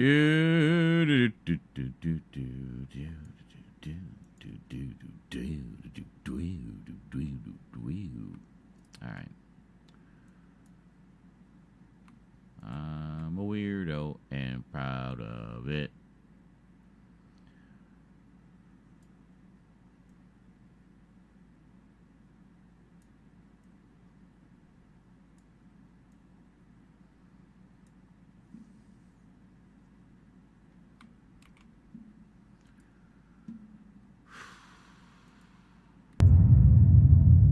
Welcome back. Well, first off, let's check out the upgrade. Hold on. A little faster on that fade out.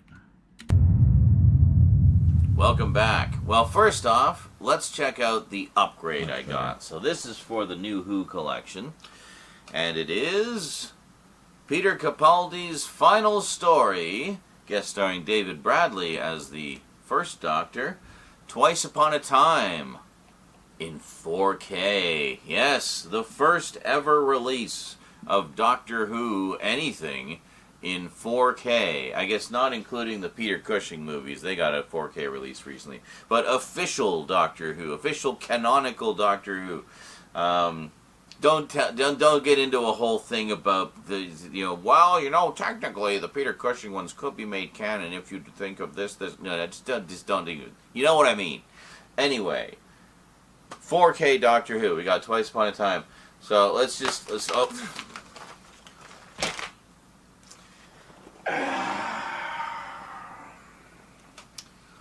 Yeah, I might need to replace this case. Thanks, Amazon. How does this even go back together now? Hold on. How does it? Hold on. How actually does it go back together? Did we get... No. Here. There. Okay. There we go. Perfect. Anyway, at least it's nice and easy to put the insert back in. Let's put this on the shelf before it gets destroyed any further, and we can take a bit of a closer look at the... Oh my god, this is such a disaster. Wow. Okay, hold on, I think I got it. Spine? Who needs a spine? Spines are for losers. Is there seriously no spine? Oh no, there it is. The spine is there. Oh my god. Wow, like fully shattered spine. Put it in traction, man. Anyway, let's put it there, and you can get a closer look at the cover. Just a fairly basic cover of the Doctor and the cover. Just a fairly basic at the cover. Just a fairly.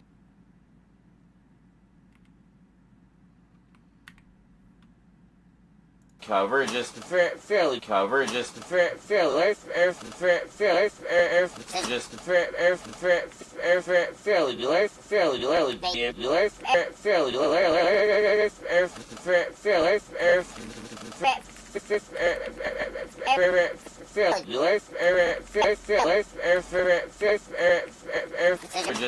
fairly basic cover of the Doctor and Bill, good old Bill. Yeah, it was kind of an interesting. Good old Bill. We miss Bill. We like Bill. No, we love Bill. Bill is the best. I mean, who else but Bill? Bill is just the Billist.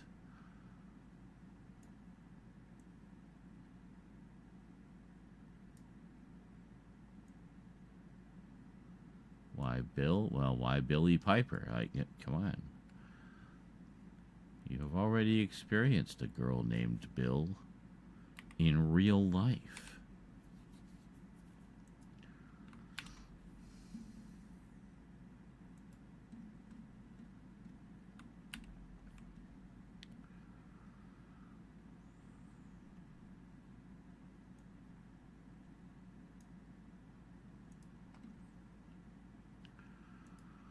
At the cover, just a fairly basic cover of the Doctor and Bill, good old Bill.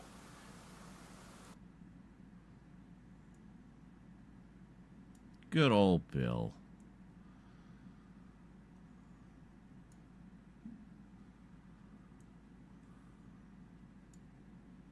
Bill. Yeah, it was kind of an interesting finale. I don't know that I totally approve of the sort of tinkering cover. Just a fairly basic cover.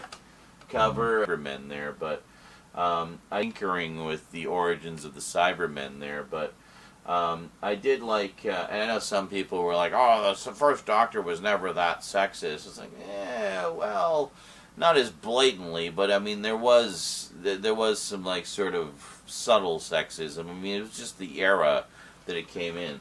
That doesn't excuse it. It was wrong then and it's wrong now. But it was just kind of acknowledging where it came from. I think I didn't have a problem with it. Most of them were just kind of little throwaway jokes anyway. And I mean, worth it just for Bill's incredulous reactions to them, you know? I mean, come on. Anyway, right? Let's take a look at... Sometimes it's more about what will make this scene interesting than necessarily, let's remain completely true to the character. Like, well, no, this is, you know, something that is perfectly fine to explore with this character in this context, you know, so... Yes. Anyway, one insert down. We'll chip our way through this one. I don't think this one will have anything overly complicated that we need to do. It's just a fairly straightforward update with insert shots. So, yeah. Because what I think most of these are, it's just some of them have a lot of insert shots. So, you know, we still got to go through it with a fine-tooth comb. Can't just throw titles on it and call it a day. Got to cut out all the flubs. You know how it goes. That's just how it works. That's how the process is. A lot of back and forth. A lot of fiddling about. You spend all this time editing what you think is the good take, and then you go and then you went and fucked it up right at the end and did a whole fresh take from the beginning. So all the editing you just did doesn't matter.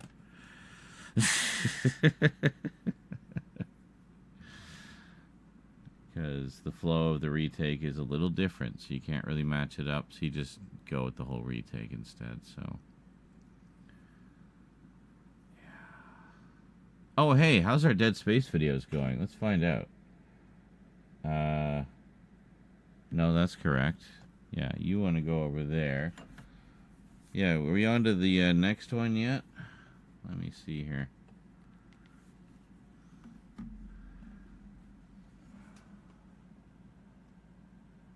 Oh shit, this one's almost done. I think that's the second one. Where are these going? Into videos. Okay, hold on. Is it? See users. Oh, it's it's buried in my directory. Where is it here? Users what?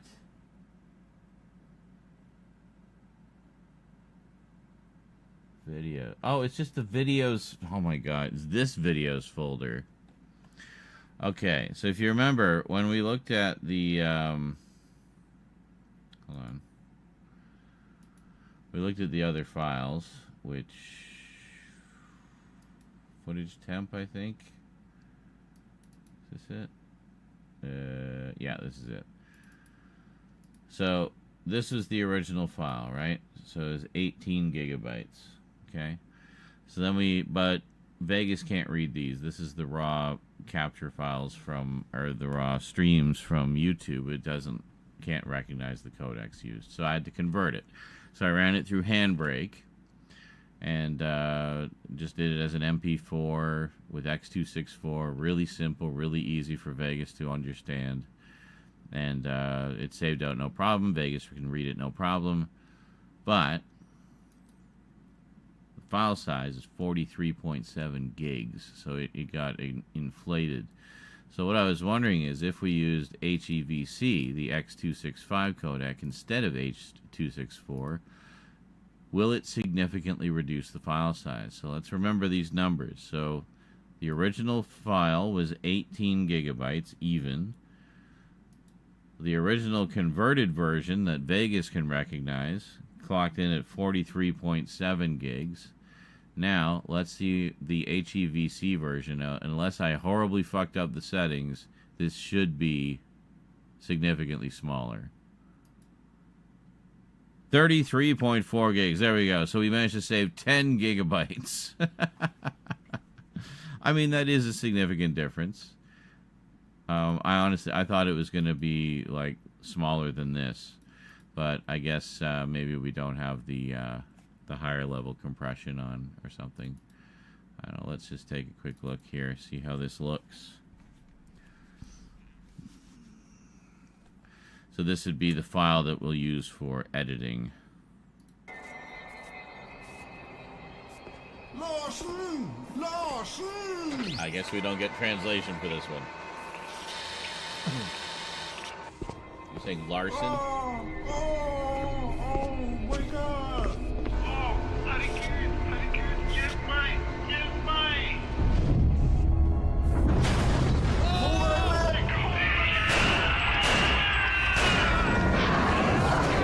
Oh, I can control the camera in the cutscene.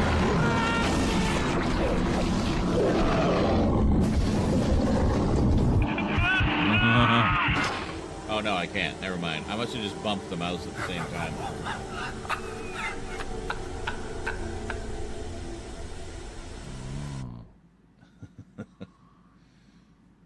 Awesome. So anyway, this is the thing. This will be the first time I played this on remastered. PC. It just shows he's gone. Quite entertaining, but And like, look how. there you go. What are we doing? Oh, like it looks so nice, beeping. so crisp.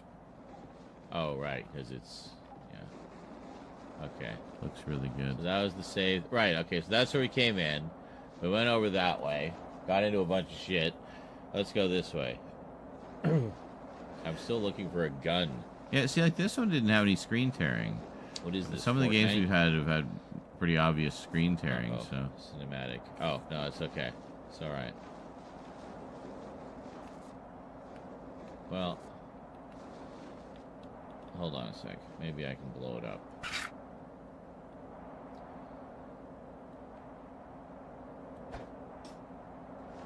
No. Fuck's sake.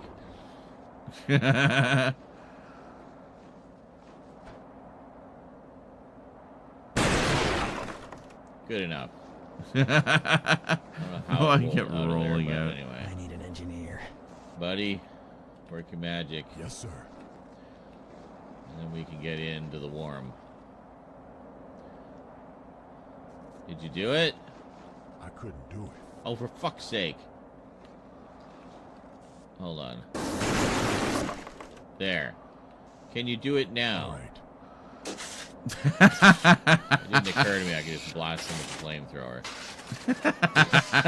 Had to be fancy and use the grenades. Waste them. yeah. All right. All right. Well, anyway, this looks perfect. Like it looks flawless. I don't know. So that's taken off the YouTube stream. So that's the ones I'm using essentially as the master files for these things. Yeah, see here's a Dead Space one.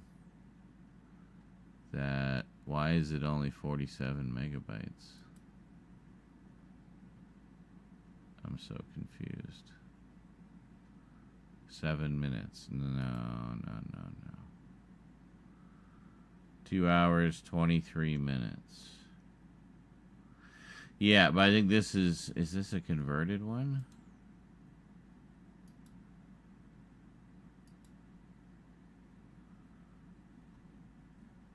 I don't fucking know. It doesn't say. I think this is just the raw capture.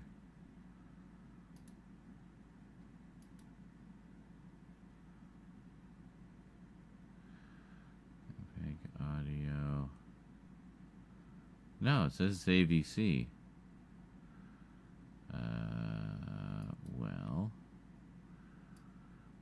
then the easiest thing to do would be to take this. Now that it's in a codec that is understandable, best thing I think would be to take it into AVI Demux.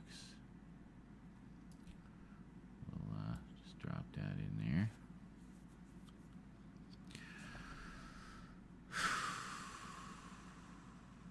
Because all we need is the last few minutes of it, right?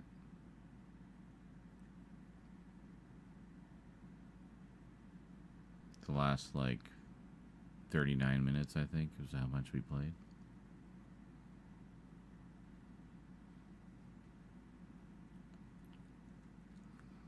It is real quiet out there, folks. Real quiet like.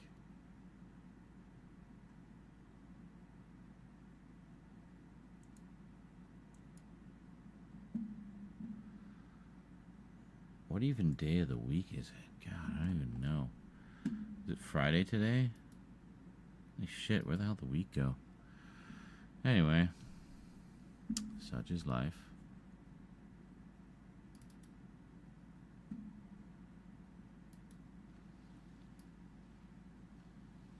Not as big as the one the other day, though. Because that was like catching up. Oh, on I a think month this was like a of stuff. test to like like tank the bit rate or something. I don't remember. All right, so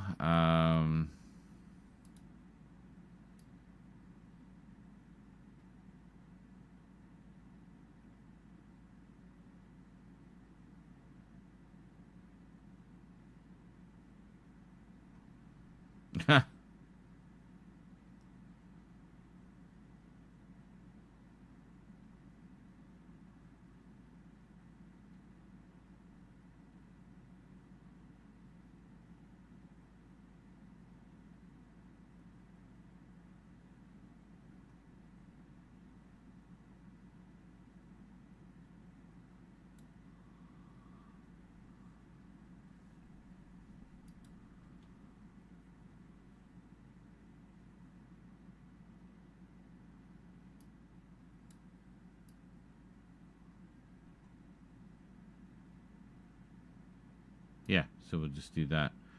And it's, what, an hour and something?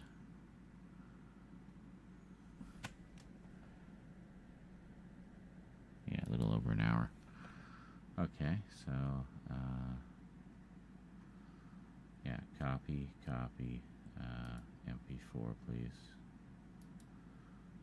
And here we go. Save as.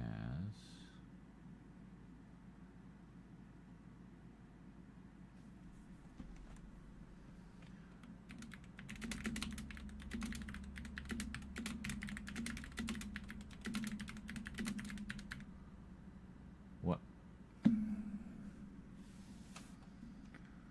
Fine. Wrong keyboard. We'll just save it as is. That's fine. I don't care.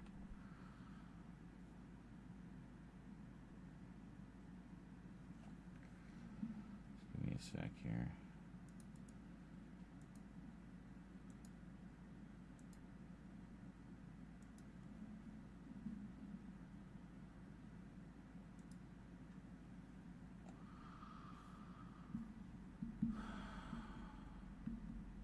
I thought I had already done this. I may have already done this, but I don't know.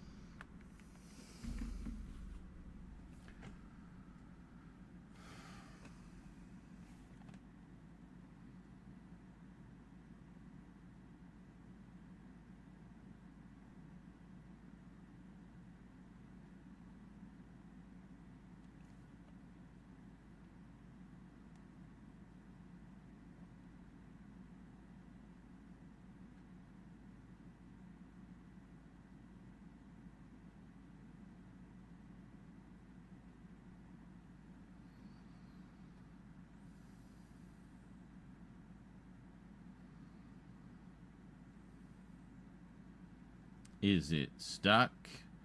If it's stuck, I can trim a bit off the end. That's fine. Just to give it a solid point where it can seal it off. Oh, we'll give it another minute and we'll see what happens. Hey, Andy Breckenridge. How's it going? There. Okay, yeah, it was just taking a minute to seal it off. Good. So anyway, I wanted to run this back.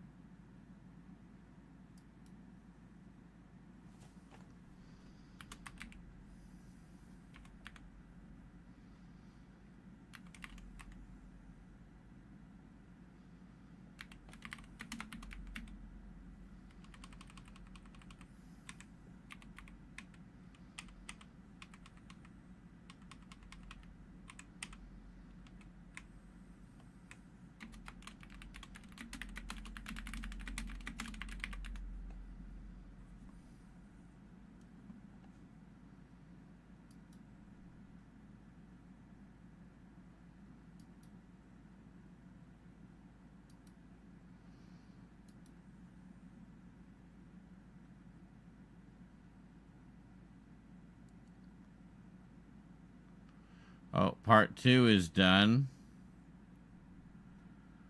How did those compare? Part 2 here originally was 16.2, and then it got bloated to 34.9. Now the HEVC, we're at 26.9. So we lost 8, about 8. I mean, it's still smaller, right? And there's no noticeable loss in quality, so looks good to me. Oh, yes, indeed.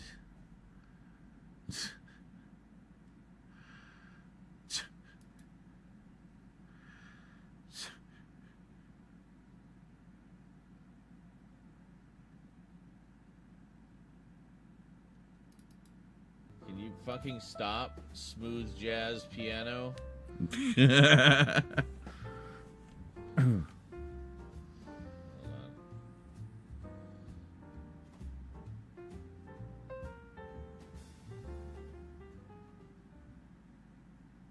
Stop? We stopping now? Okay, there we go. Okay. I think we're good. I think I found the right one. I had it set to play and restart. You want to set it to loop and then stop. Anyway.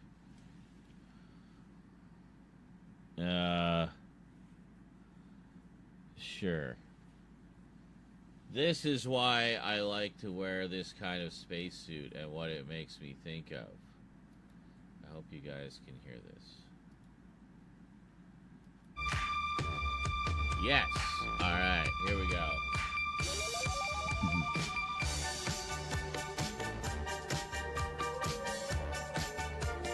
I swear there's a better quality one out there, but I don't know where it is. It's the best one I could find.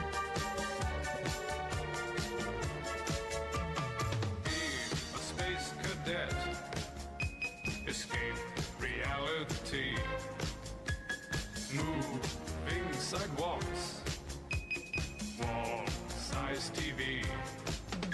Remember the future just a few years back? We've had robots and helicopter backpacks, monorails, jet cars would litter the sky. You could pop a pill that tastes like pumpkin pie. Be a space cadet. Escape reality. I used to have those light up sunglasses. Except mine were blue frame. Size TV. Live in prefab domes. Go out to eat on Mars. Let robots do the work. Live I had one of those wind up robots too.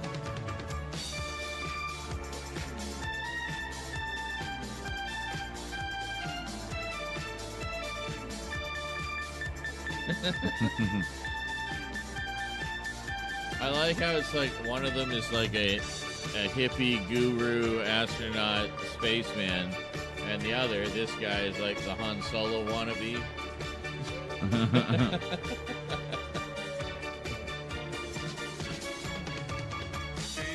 a space cadet. Escape reality. Moving sidewalks. Wall-size TV. Live in prefab domes. Go I just love all the chroma key gone mad in this. robots do the work. Live among the stars.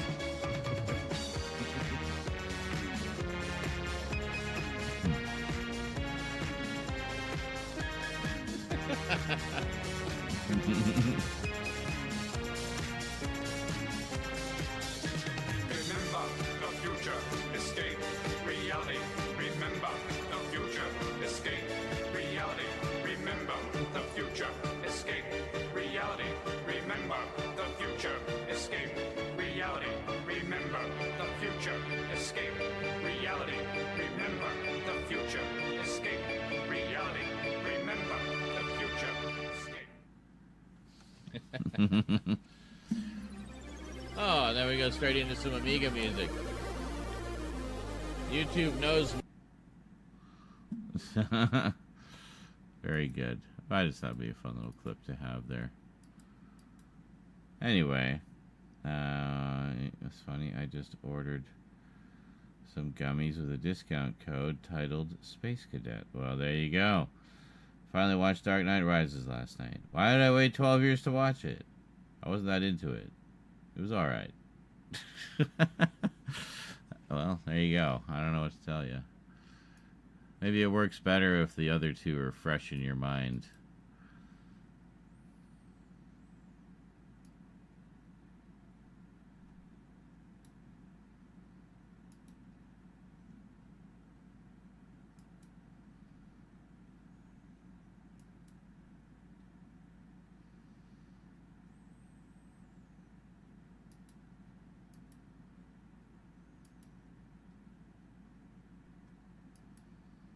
There we go. Just didn't want to cut off my last little line there.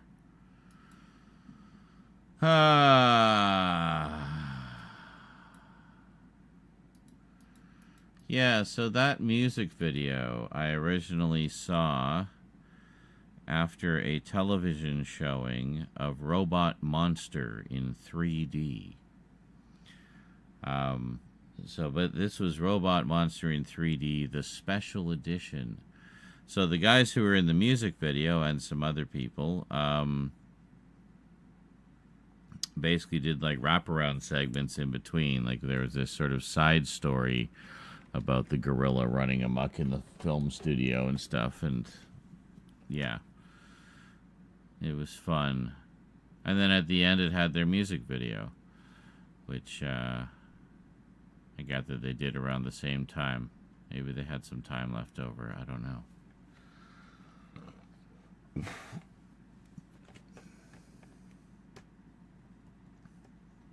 There wasn't a lot of production value to those wraparound segments, I'll put it that way. So it wouldn't surprise me if they just quickly banged them off in an afternoon and then spent the rest of the time just putting together their little music video.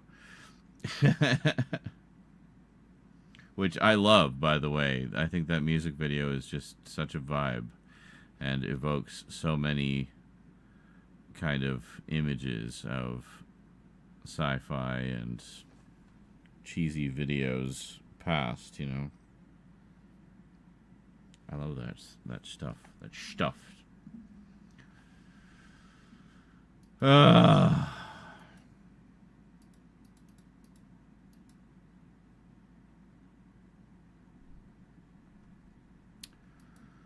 Yep, what time is it? 2:32. Yeah, I did not get a lot of sleep last night. I was late to the screening today because I was sleeping. I set my alarm for 11:30. It went off. I crashed back to bed and got up at 1.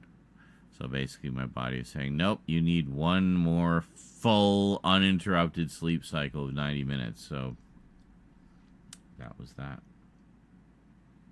Had to obey the body.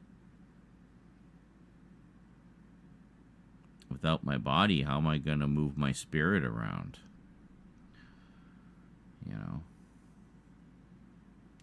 It's my flesh mech for my spirit pilot.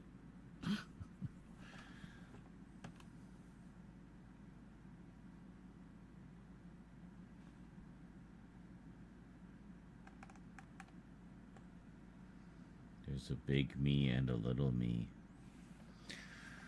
Yes, indeedly doodly. Don't shit your pants. Don't shit your pants. Don't shit your pants. Don't shit your pants.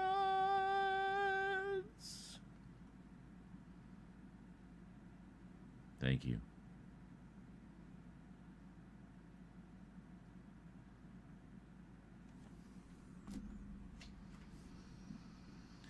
There, I made a clip. Everyone enjoys my rendition of Don't Shit Your Pants. Coming soon to Eclipse rotation near you. Maybe even later today. For now, though, I have grown weary. It has been a longer day than I was expecting, but the screening was fun.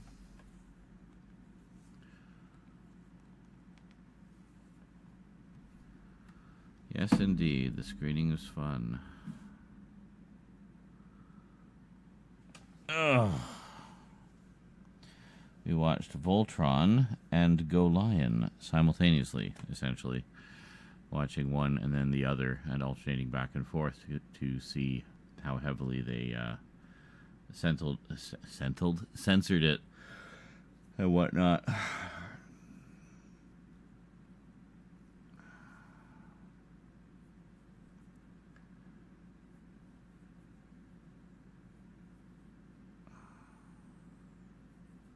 So, yeah, I don't know. Anyway, I am going to head off now. I have grown weary, ladies and gentlemen. I'm just going to quickly save this Vegas file. Whoops, where are we going here? That's not Vegas. I'm just going to save this real quick here. There we go. We'll put a marker there just for where we left off. I maybe we'll get back to it tomorrow. Yeah, I think we'll do that. I'm tired. But anyway, I'll get the rest of those videos converting overnight. The third one shouldn't take too much longer to do, I don't think. And then that's that. You did that as well, Hughes? Yeah. It's neat because then you can really get a sense of, you know, how they had to censor it and whatnot to make it suitable for delicate American kids' sensibilities. But it's interesting to see the differences, not just the differences in violence, but also just kind of the difference in tone. Like, I feel like Go Lion, while I mean it's largely the same footage used for Voltron, the tone just feels a lot darker than Voltron did. But on the other side, Voltron has just the most incredible sound design. You know, they use a lot of the original sound effects and stuff, but they've replaced all the music and added even more sound effects. And they did like just this crazy layered stereo mix for the music and sound effects for all the episodes. It just sounds amazing. So, yeah, it's anyway. It's fun. We're enjoying it so far. We watched the first 5 episodes of each, and the idea is to do another 5 every week, basically. So, yeah. Anyway, I am going to go to bed. Well, not right away. I'm going to relax. Then I'm going to go to bed. But in the meantime, thanks for stopping by, everybody. Sorry it was kind of a quiet, chill stream tonight. I'm just tired. But I wanted to do something, and while we didn't get any videos done, we did get a few things, you know, accomplished anyway. So that's good. That's good. A little accomplishment is better than no accomplishment, right? All right, have yourselves a good day or night, everybody, and I will see you next time. Until then, thanks for watching, and sayonara.